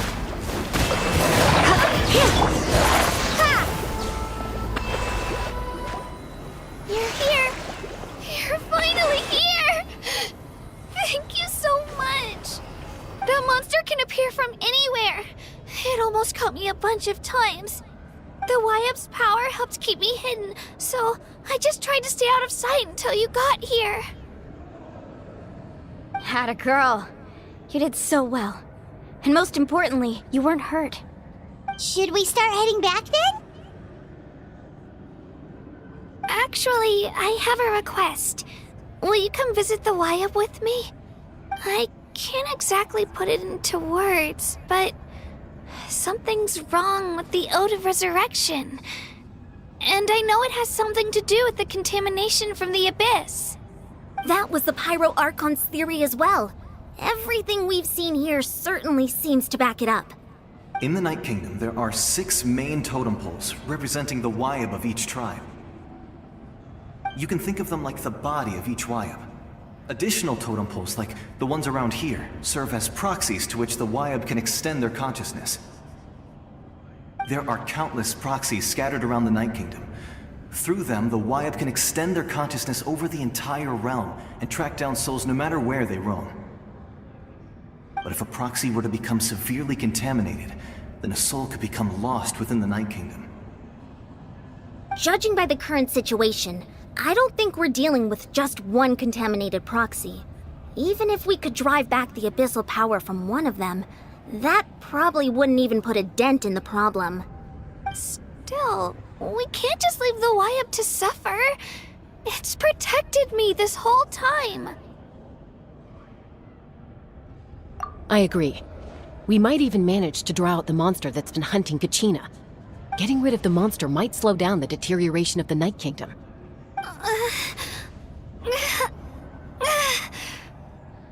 Kachina? What's wrong? Nothing. Just a headache. And that voice again, telling me to abandon the Wyab and leave this place. Maybe we really should leave. Kachina's already been here for too long. No, I'm fine. I don't plan on listening to that nonsense. I can hold on. Just up ahead. I'll lead the way. Besides, I can still fight, so please, help me out a little longer. Listen to me, Kachina. We'll come with you, but that's because we want to help the Wyab, not because we have something to prove. You don't have anything to prove either. It's okay if you reach your limit. We'll be there for you. All right. The sooner we get this done, the better. We've already come all this way, so we might as well try to get to the bottom of this. Let's go. This way. I'll stay here and try to stall the Abyss monster. All by yourself? That's too dangerous! It's all right. I may not be as strong as that monster, but I'm definitely more familiar with the area. Besides, I don't have much time left.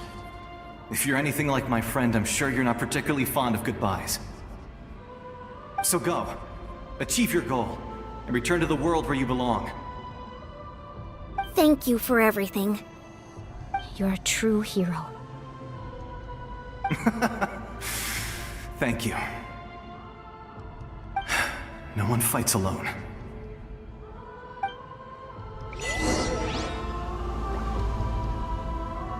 Does your head still hurt? Let me help you walk. I'm fine. You should know I'm made of stronger stuff than that.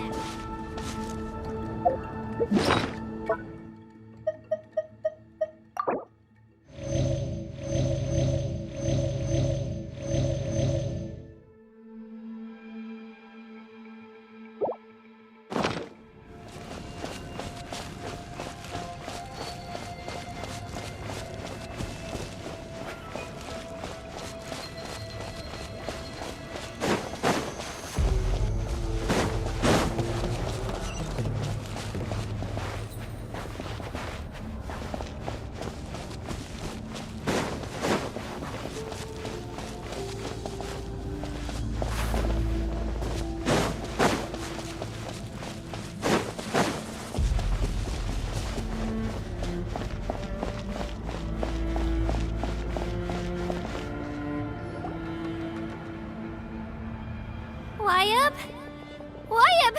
I'm back! My friends and I are here to heal you. Wyab? Can you hear me? Wyab?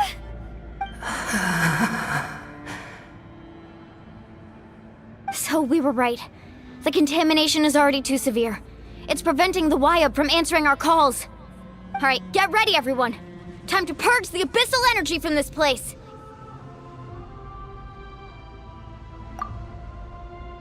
Careful.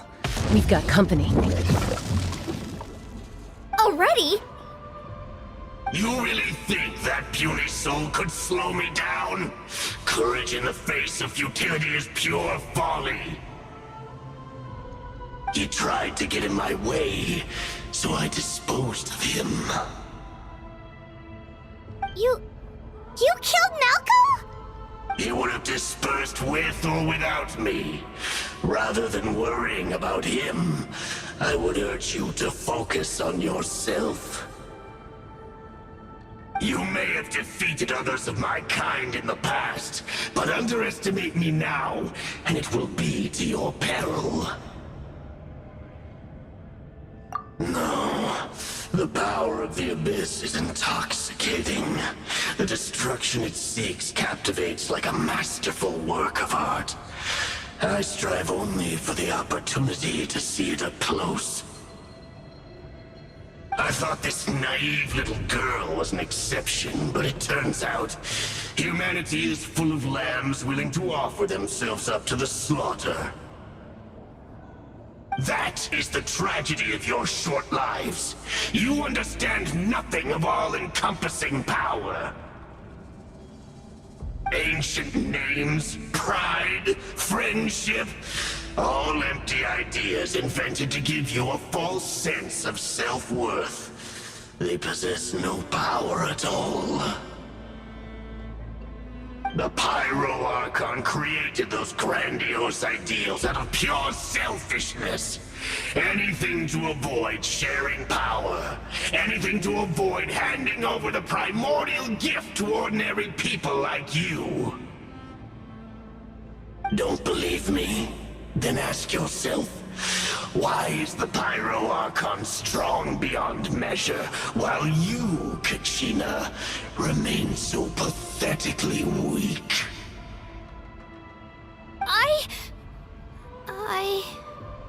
Kachina! Give me your hand.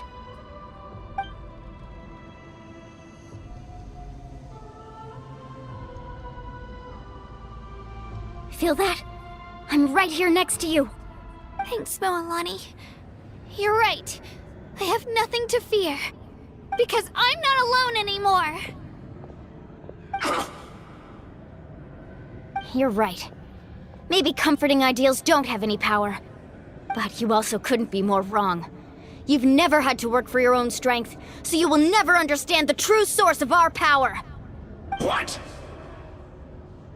The courage we have to stand before you and not back down? It comes from our friendship. The power lies not in the ideal itself, but in our commitment to upholding that ideal, and in our decision to stand together and fight! Well said! Let's go, Kachina. It shouldn't take more than 2 of us to handle an enemy like this. Sorry in advance, but you deserve what's coming to you! There aren't many in Natlan who can beat us when we're together. It's time he got a taste of that kind of power. From the ashes to the flames of redemption! Ah, watch the surfboard! Catching at the flame! Whoosh! Ho! Yeah! Right here! Get there!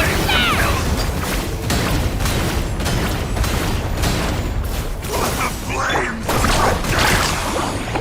You my coming! Need a surfboard?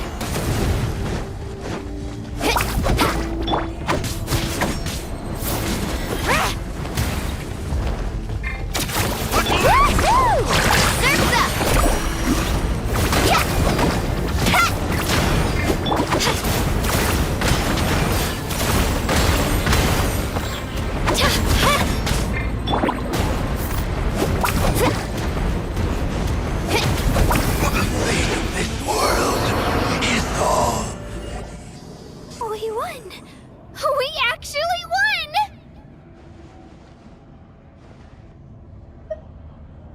That's what he gets for underestimating you two. Fantastic work, Kachina! Absolutely fantastic! This makes me so unbelievably happy. I'm happy too, Moalani. Together we really are unstoppable!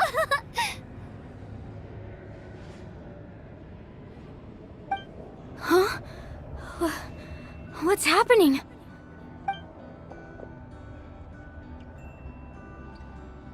My ancient name is glowing? But I thought I didn't bring it with me. It's probably a projection from the real world, but that doesn't explain why it's glowing all of a sudden. Wait, does that mean you're...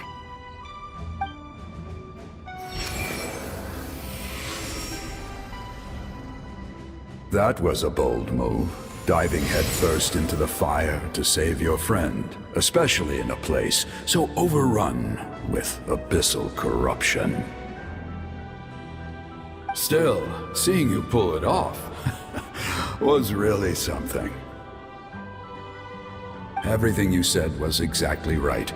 As isolated individuals, we stand no chance against the power of the Abyss.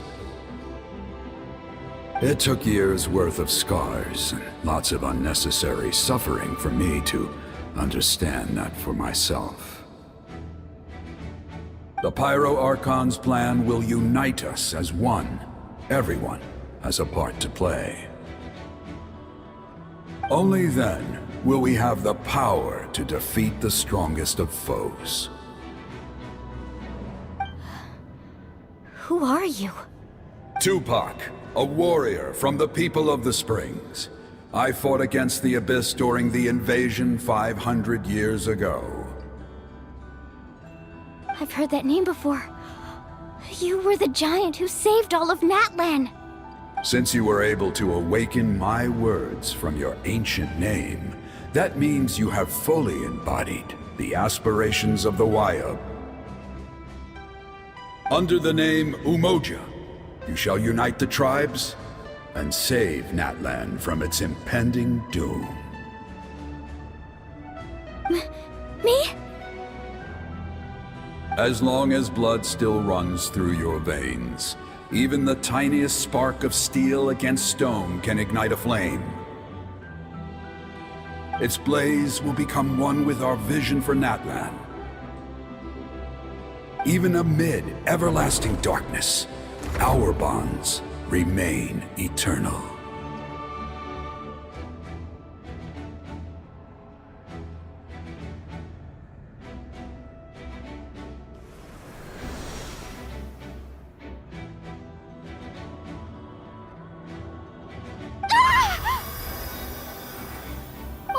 What's wrong, Malani? So many memories. My brain was just flooded with everything he once knew.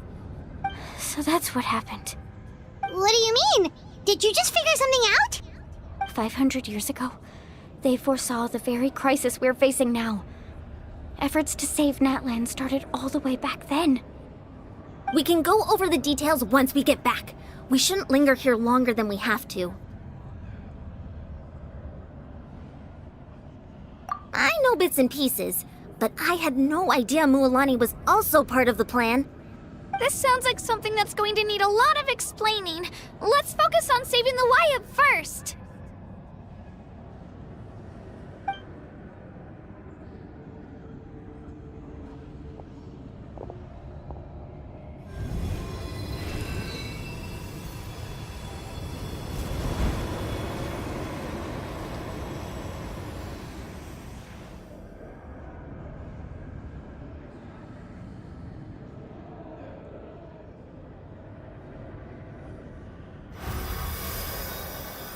Okay, that should be enough.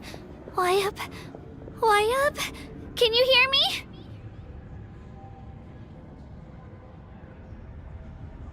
I hear your voice, Kachina, my dear child. Great. Well then, I'm afraid it's time to say goodbye. I just wanted to make sure you were okay before we leave, but we can't afford to stay here any longer. I was going to ask why you bestowed an ancient name upon someone like me, but it's okay. I'll keep searching within myself for the answer.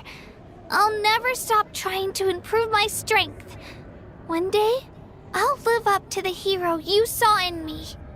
You are already an outstanding child in my eyes, Kachina. no matter what happens. Huh? You are all my most beloved children. It has always been my honor to protect and nurture you. Your ancient name is just that. A name. Much like your parents chose to name you Kachina, I also gave you a name, but it need not define you. Focus on who you want to be.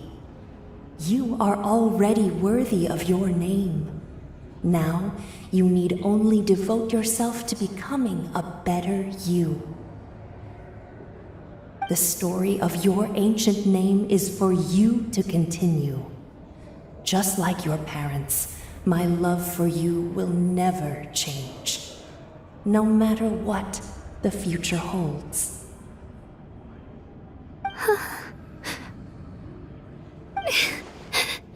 Thank you, Wyatt.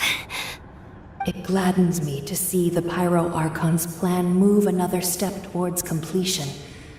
But it is time for you to leave this place. The situation here is getting worse. Go now, my children. Save Natlan on behalf of all you hold dear. I know we've never met before, Wyatt, but I just wanted to say thank you for encouraging Kachina. It was exactly what she needed to hear. Whoa! What's going on? An earthquake? We're out of time. It's the power of the Abyss. Quick, we need to run!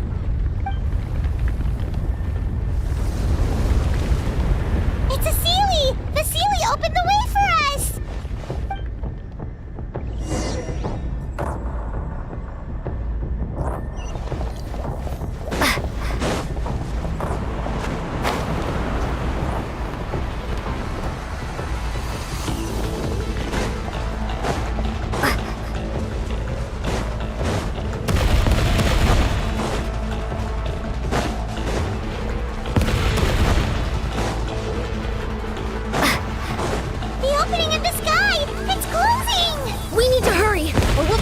Here!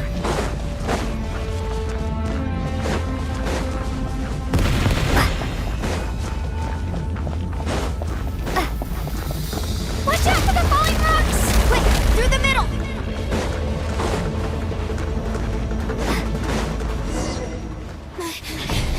Come on, faster! We'll never make it!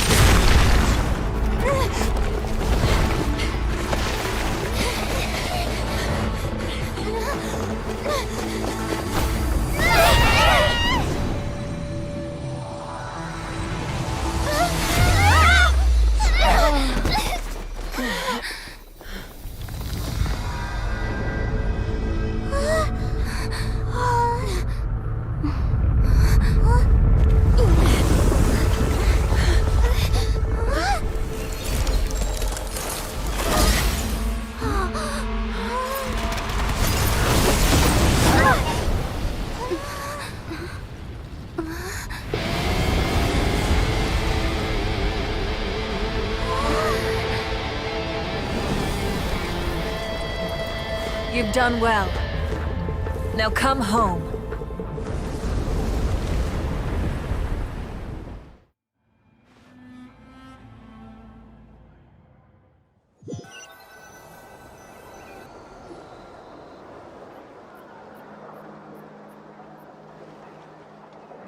We're back!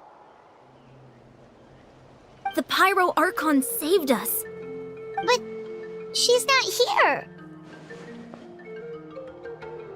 Yeah, didn't she say she used it all up? She's still in the Speaker's Chamber.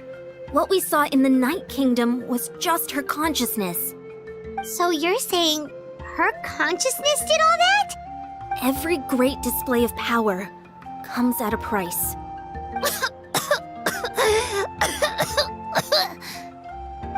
You must feel terrible, Kachina. Just hold on. We'll get you to a doctor soon. Let's get back to the stadium. The Pyro Archon said she'd have a doctor waiting for us.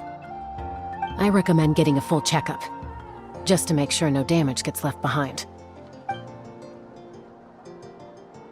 Paimon feels okay. What about you, Traveler? Right. You always seem to do pretty well against the Abyss. Let's get going. We need to share what we learned in the Night Kingdom as well. Right. The Y-Up mentioned something about the Pyro Archon's plan. What is it exactly? I'll let her explain everything. We're all a part of the plan now. Every move we make from here on out will decide Natlan's ultimate fate.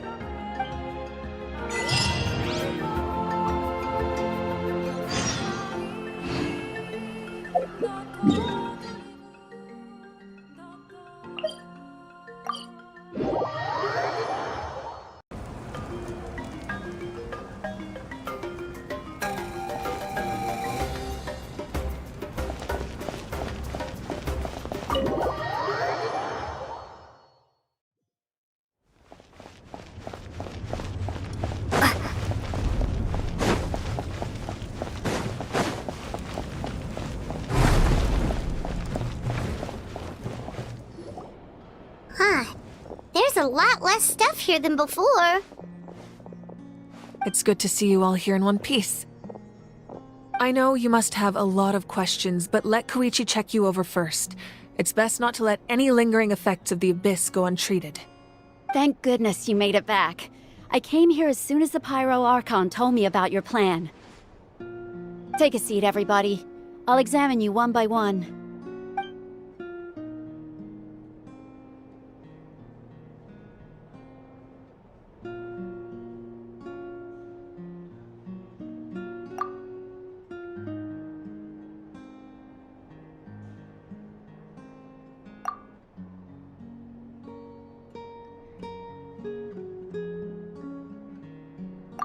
All right, that should do it for now.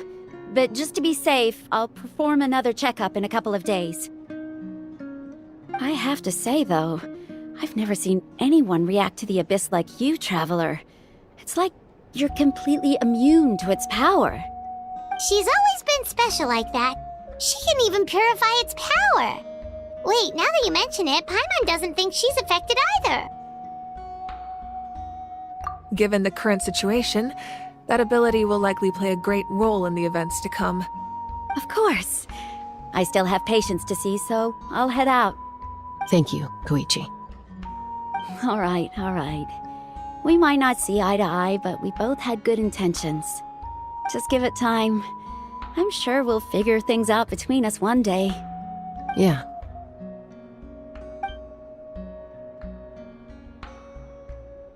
All right. There's so much to discuss, I don't even know where to begin. You've seen it for yourselves now.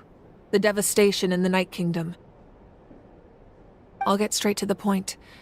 Natlan is on the verge of destruction. It's very possible our nation has less than a year before total devastation. Huh? No. That can't be true, can it? That's right. But I've only ever disclosed that fact to the handful of people working with me to save this nation. Our looming destruction is not a recent development, but the inevitable conclusion of the disaster the Abyss initiated 500 years ago. Mualani told us a little bit about that. 500 years ago, all the nations of Teyvat were invaded by the Abyss. Unlike the other nations, Natlan never had stable and deep-rooted ley lines, so we suffered the worst of the invasion. The battle against the Abyss was exceedingly long and brutal. In the end, victory came at the cost of our civilization and countless lives. Even then, it took centuries of solving the disasters caused by the Abyss to finally achieve the peace we know today. And still, this is but a superficial victory. The forces of the Abyss have merely been driven back underground. Their threat to Natlan remains as real as ever. I'd never have guessed. The problems plaguing the Night Kingdom are all the more complicated because that realm is essentially functioning as Natlan's ley lines. Immediately after the war, our calculations estimated that we would have a maximum of 500 years before the Night Kingdom was completely lost to the Abyss. But at that time, we were a nation of the destitute. Our people no longer believed in victory, nor did they hold hope for the future. Our civilization was dying, our faith crumbling, and the line of power passed down from the Wyab nearly severed. If we didn't bring the nation back together, it would be foolish to even dream of defeating the Abyss in the future.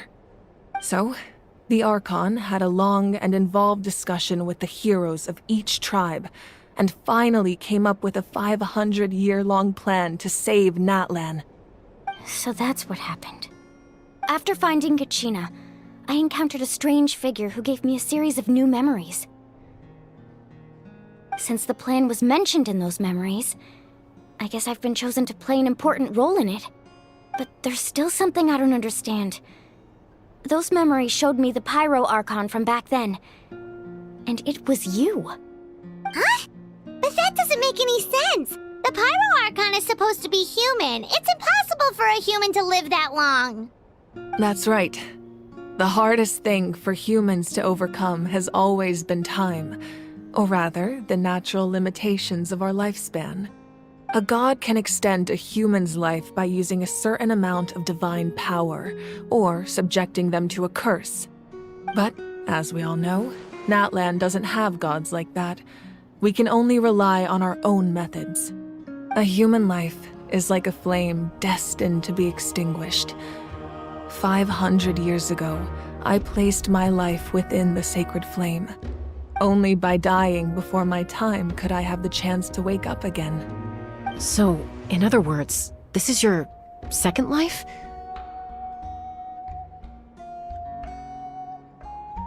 Yes. We only managed to defeat the Abyss all those years ago because the tribes came together as one.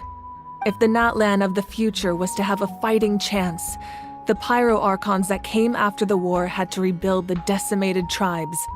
The goal was to reunite the people and restore the strength of each tribe's Wyab. Once a tribe was back to its full strength, the tribe's Wyab would select a hero, indicating the tribe was once again ready for war. The Chosen would then stand by my side in defense of our nation, just like great heroes of old 500 years ago. So that means I'm one of the Chosen? That's right. You bear the ancient name Umoja, the same one held by the hero from your tribe 500 years ago. It means unity. After your adventure in the Night Kingdom, I trust you've come to fully understand the meaning of that name. So in other words, you always knew who the Wyab were going to pick from each tribe? Yes. According to the plan, each tribe was supposed to have been fully restored by the time I awoke. But something went wrong along the way.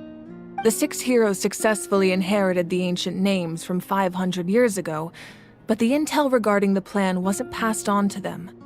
Once again, it comes down to the deterioration of the Night Kingdom. Communication between the Sacred Flame and the Wyab has been blocked.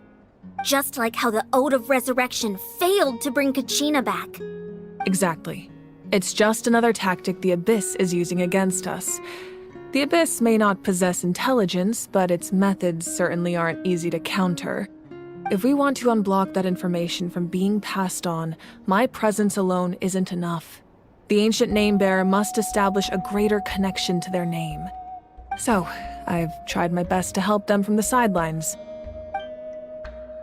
Currently, Shilonen of the Children of Echoes, Kinich of the Scions of the Canopy, and Iansan of the Collective of Plenty have all been acknowledged by their names. During your adventure, you too earned the acknowledgement of your Wyab, Mualani. In the process, you gained the memories stored within your name.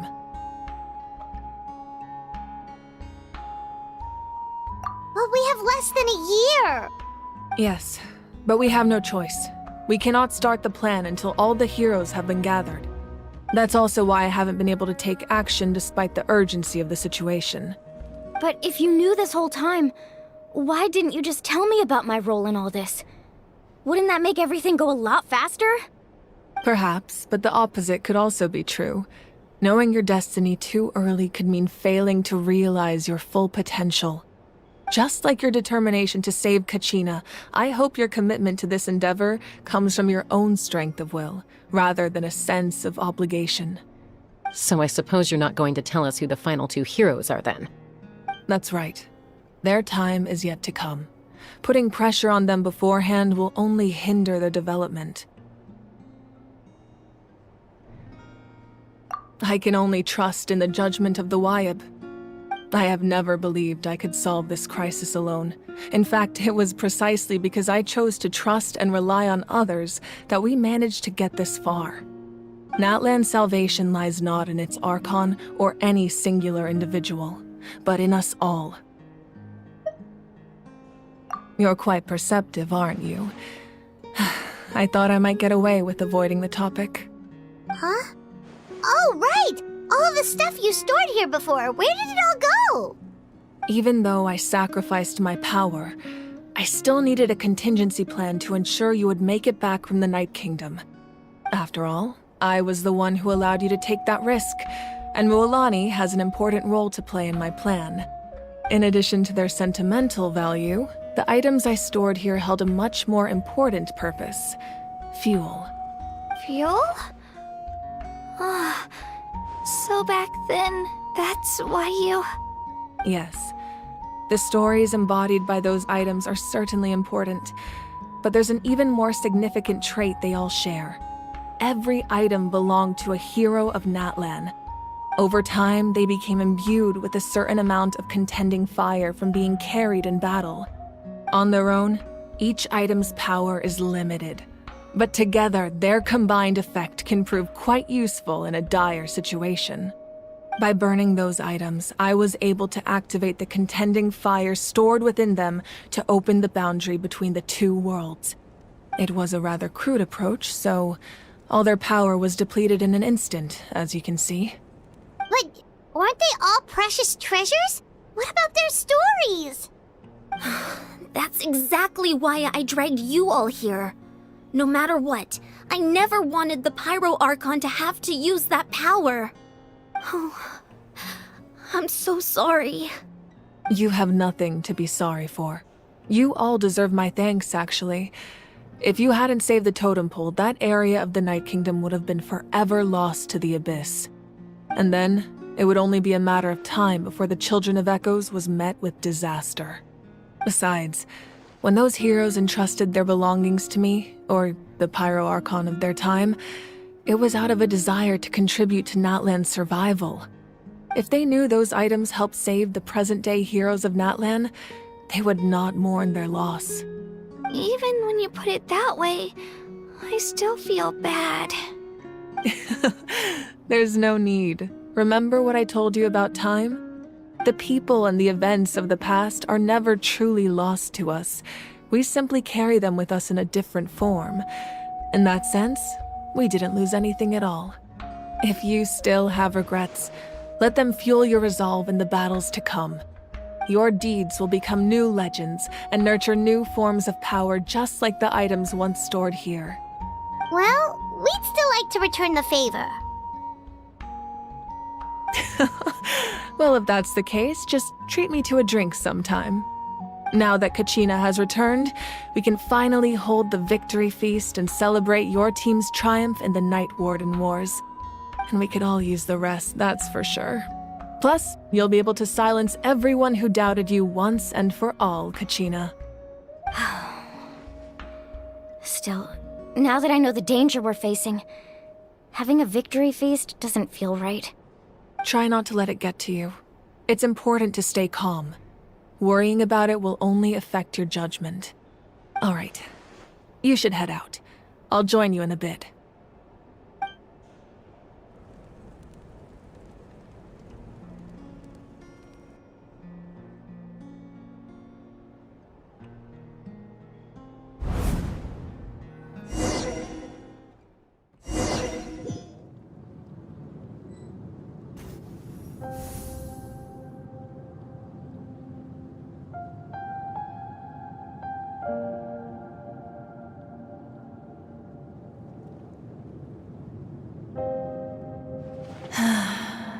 When I was young, I used to sit by the hot springs and listen to the stories of warriors from all over Natlan. They attract people from all walks of life. Friends come easy here, no matter what tribe you're from. The people of the springs have never claimed the hot springs as their own private property. They are there to bring all hot spring buddies together.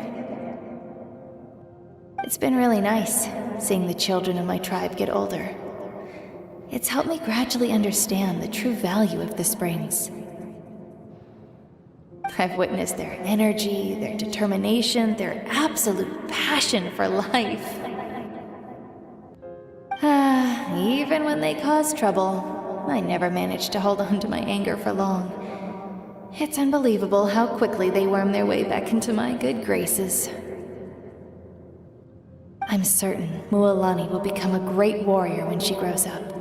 She possesses infinite potential. I can see it. One day, when I'm no longer in fighting form, I'll come here and tell stories to all the children, just like those warriors did for me. So, you better get busy, Pyro Archon, or I'll end up running out of stories.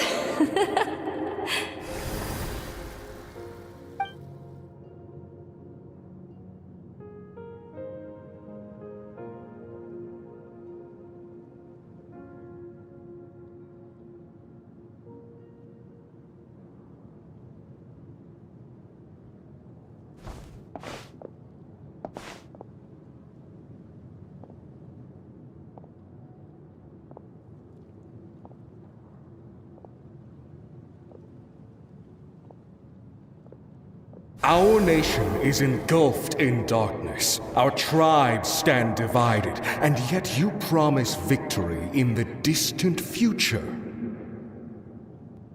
The Abyss is a cunning enemy, one that I faced in battle many times.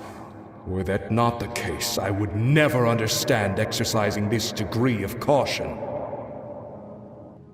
My rage will never know absolution. Then my power will no longer aid you in victory. But you came to me because you knew you could convince me with just a single sentence. I understand your choice. The heroes of today will forge the path ahead with blood and fire. Just remember to earn us the victory we are owed. Otherwise, rest assured, I'll find a way to collect the debt. For Natlan.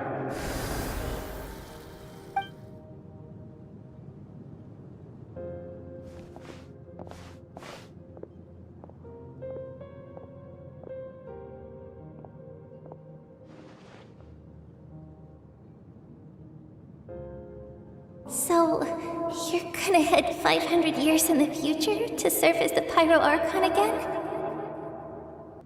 But what about the you from right now? You're just gonna die? You can't ask her those questions and expect her to answer, my dear. The decision is hers to make, and she deserves our support. We will do everything we can to rebuild the tribes. Don't you worry. Even across time, we will all do our part to fight for Natlan's future. Yeah, Mom's right. We'll always believe in you, sis.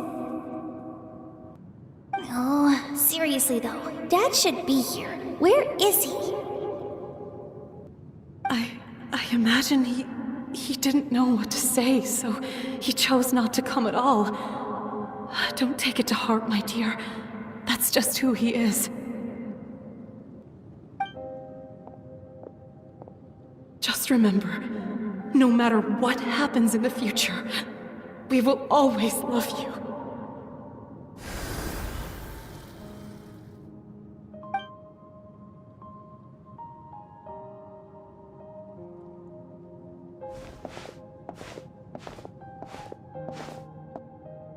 I'll come find you one day.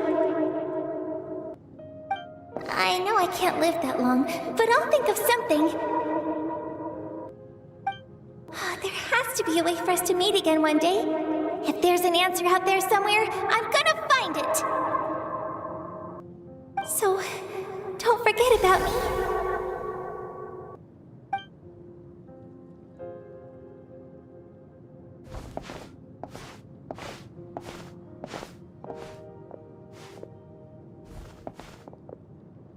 If that's your decision, then you have my full support, Archon. May our children live to see such a lovely son. For Natlan! No one fights alone.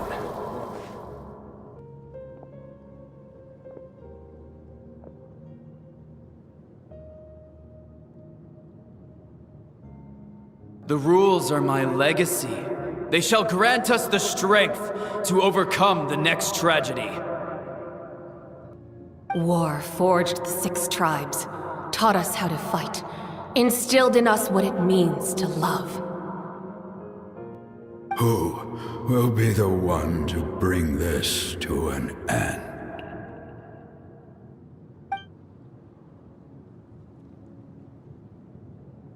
We are the inheritors of memory and legend.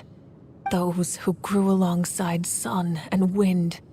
Those who forged our own destiny and future. That is Natlan's fire. The lifeblood of our nation.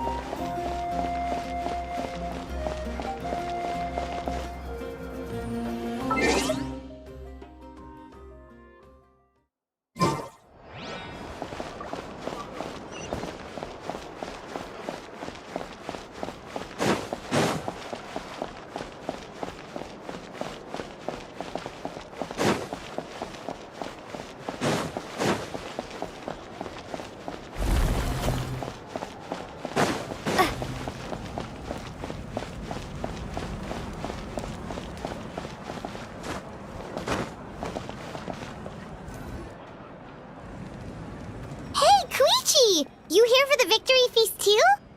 Oh, no. I knew Chaska would be here, so I just came to deliver some medicine.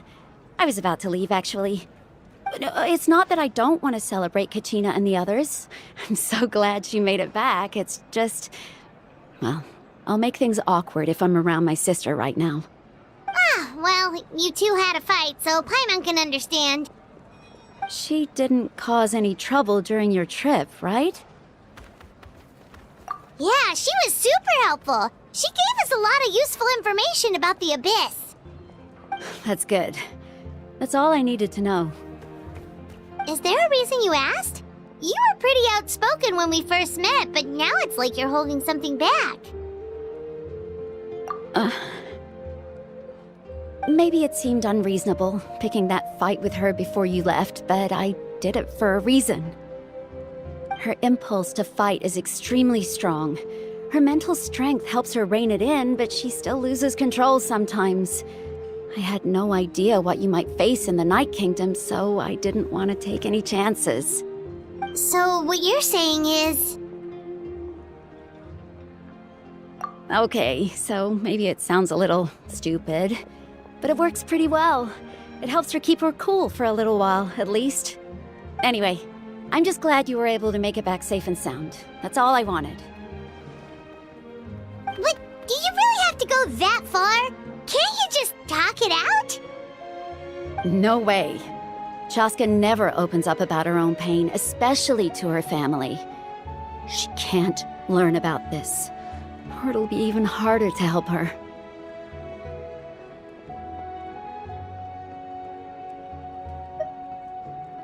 I appreciate the understanding, and don't worry. I'll find a way to help her ease this burden. Anyway, I need to get going. Enjoy the celebration. Oh, and if you ever need a doctor, you know who to find. Huh. Who would have thought there was a deeper reason behind their arguing? In the end, it's all the Abyss's fault. Paimon's had enough of them.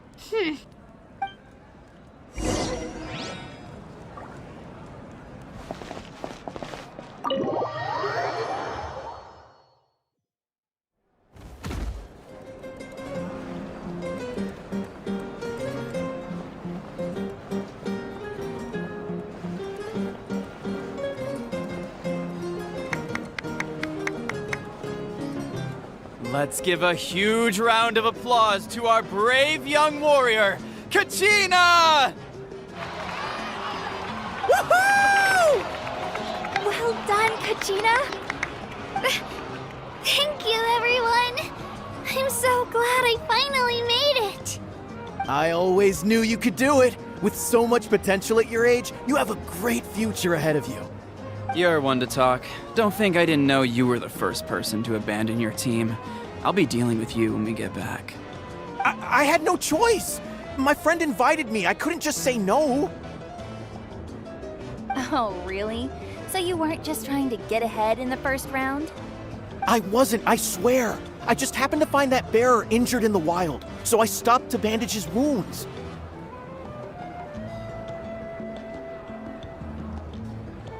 When he insisted on repaying the favor, what was I supposed to do? I'm just one person. I figured Kachina would have no trouble replacing me. But the fact of the matter is that after your departure, everyone else started thinking about swapping teams too. I'm really sorry, Kachina. It was wrong of us to abandon you like that. It's amazing that you still made it all the way through to the Night Warden Wars. That's the highest honor. So, what about you guys? Did you make it far? Our team captain drank too much the night before the competition and turned up late to the stadium on the day. We got disqualified.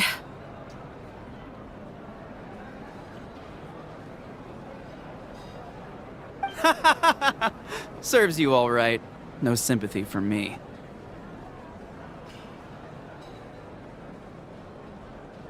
All right. There's no need to be like that, Uncle Pakal. Dear friends, I'd like to say a few words. Firstly, I'm grateful to my friends and our great Archon for helping to bring me back. This traveler and her companion Paimon are some of the strongest people I've ever met. If they were allowed to participate in the pilgrimage, I have no doubt that they'd win the whole thing. They've agreed to let me learn from them. With their help, I believe I can become even stronger still. And let's not forget my good friends, Moalani, Chaska, Kanich, and Dayan-san. They all helped the Traveler and Paimon figure out a way to bring me back from the Night Kingdom. They too deserve to be called our heroes, so please give another round of applause for them. Thank you so much. Well said! I'll drink to that. How does it feel being a hero, Kachina? To be honest, it's a bit overwhelming. It all just feels so surreal. Well, you better get used to it. Next up, undefeated champion! Hey, please don't make fun of me.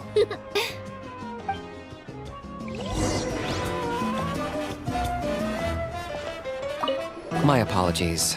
I knew more than I let on. Everything comes at a price, and most heroes aren't people who set out to become a hero.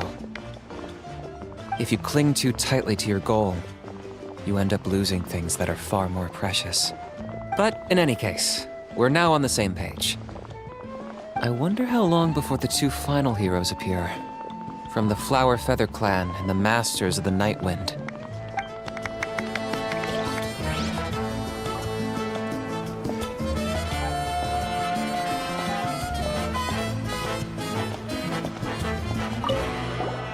I've been through so much all at once. Everything still kind of feels like a dream. Are you still feeling unwell? Nope, all better now. I told you I bounced back pretty quick, so don't worry about me. I bet you guys must be tired, though. Make sure you get some good rest tonight. You gotta recharge so you'll be in the mood to have fun.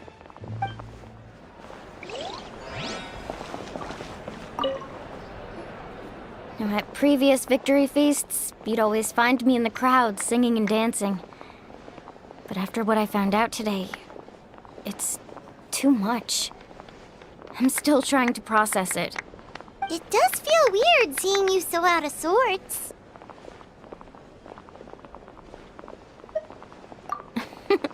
Is this another pearl of wisdom based on your adventuring experience? Well, Paimon agrees with the Traveler. Everyone's come together to celebrate Kachina's achievements. That's gotta be a first. You're right. Kachina looks really happy. And now I'm being the moody one. Enough doom and gloom. Time to shake it off.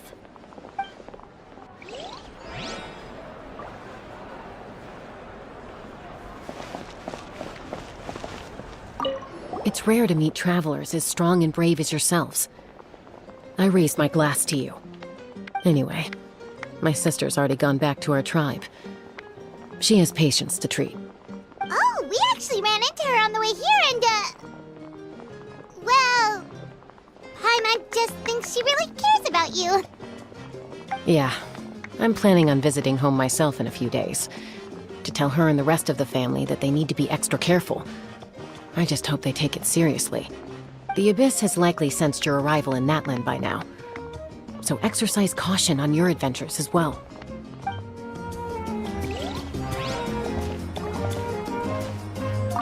It cost us a lot, but we got Kachina back safely, and that's what matters.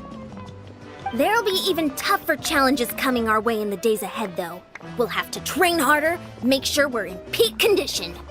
That includes you, Paimon. I can do a special one-off session to show you the ropes. Interested? No thanks.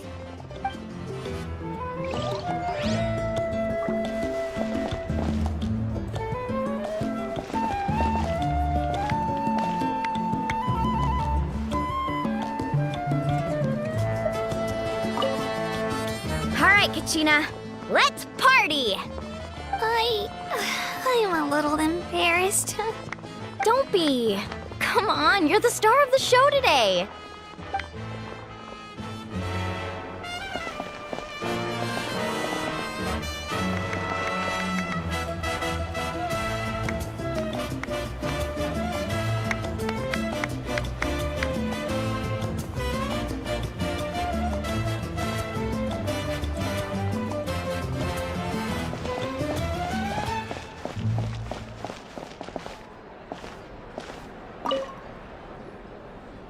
You're here.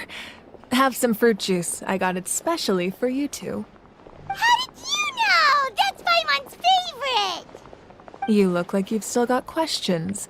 Ask away.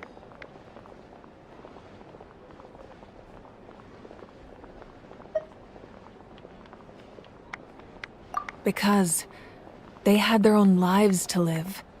The thought of telling them, abandon your families and everyone you love, and come with me to the end of time, for in 500 years Natlan will be destroyed, it seemed too cruel. You could just as easily point out that everything in this world would come to an end eventually. But life is short, and beyond a point, it just doesn't seem real. Imagine if I said, let's leave right now, and go save the sun because it'll flame out in a few million years. It would sound quite ridiculous. I couldn't make them shoulder that burden with me. Besides, every generation will have its heroes, this one included. The plan could still work without them. Or, of course, without me. But since I was the one who came up with the plan, I felt duty-bound to see it through to the end. Paimon's suddenly remembering that portrait in your room. Was that your family from back then? Yes, it was. So when you asked me who my sister grew up to be, The truth is that very little information survives.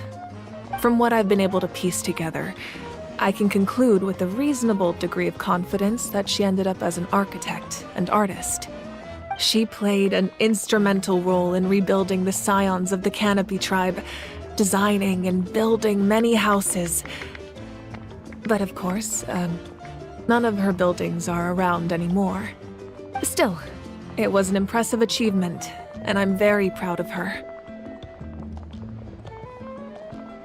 You feel loss keenly. It seems to stir up feelings of regret in you. But this is something I have long since come to terms with. This is a war, and there can be no war without loss. I am already far more fortunate than those who lost their lives to the Abyss. The people of Natlan look to me as their Archon, and the weight of their expectations is mine to bear. I must see our fate through to the very end, no matter what I may find there. Yeah, doesn't that mean the way everything ends has already been written, including your plan? I suppose, but so what? Don't forget, time takes many forms. The past, present, and future coexist, and all are equally important. Even if the future ends in destruction, there's still no reason to give up on the here and now. And it's precisely because we humans cannot know our fate that we will never give up on our struggle. This is a pivotal moment. We are still 2 heroes short. Well, 3 to be precise. There's one further hero who I'm hoping to get on my side, whatever it takes. Your resistance to the corrupting power of the Abyss is truly remarkable. It would easily make you an all-important figure in the upcoming battle. If you agree to join us, you will not only gain my full support in your journey, but I will also forge a brand new ancient name for you. Ancient names can be forged? They can. Several strict conditions must be met, but if they couldn't be forged at all, then the number of them in circulation would have long dwindled to 0. Possessing an ancient name would mean that your adventures in Natlan are recorded in full. Your stories would be remembered by our people for all the years to come. The Ode of Resurrection may have temporarily lost its power, but still, take this as my personal guarantee that I shall never let you fall. Just like in the Night Kingdom, I will be there for you. That is a promise I will fulfill at all costs. This nation always honors its heroes.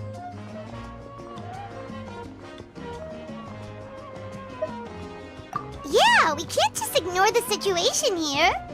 Wonderful. Then I'll reach out to Shilonen right away. She's the one who will forge the name. We've never forged an ancient name for an Outlander before, but I trust she'll find a way.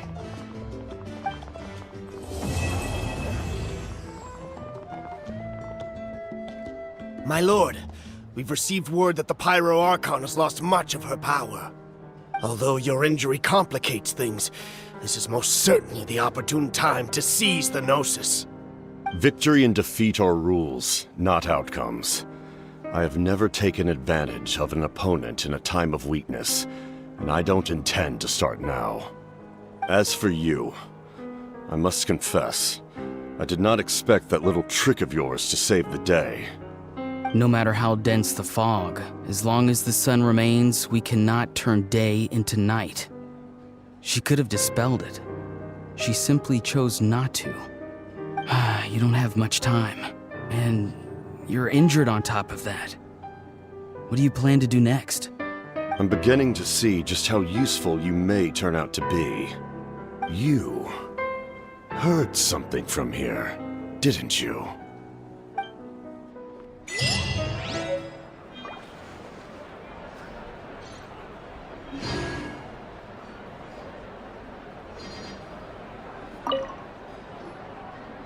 Oh, something else you'd like to ask? Well, our intel suggests he hasn't made any new movements yet. Although Kenichi's investigation helped us confirm that he's being aided by someone from the Masters of the Nightwind. I'm getting closer to narrowing down who that may be, but it's still unclear whether this person aided the captain out of willingness or coercion. If you learn anything about this during your adventures, please let me know. Oh, something else you'd like to ask? The Abyss is the most formidable enemy in all of Teyvat. In the beginning, it took failure and tragedy to even begin to learn how to fight back. All of the methods you've seen in other nations were developed based on experience and insight passed down over generations. We know them to work, but few of us actually understand why. It's the same for the method we use here in Natlan. Ever since ancient times, elemental energy has been one of our most reliable weapons against the Abyss. As for the principles behind it, I'm afraid you might have to seek answers from someone older than the position of Pyro Archon itself. Oh, something else you'd like to ask? That also comes down to the long-standing effects of the Abyss. Our people's survival is inextricably tied to the Wyab, but their power has its limits. They cannot offer our people the same degree of protection outside our borders. In fact, people who do decide to leave often suffer from memory loss and emotional issues. Everyone in Natlan understands this. That's why our people never leave without a good cause.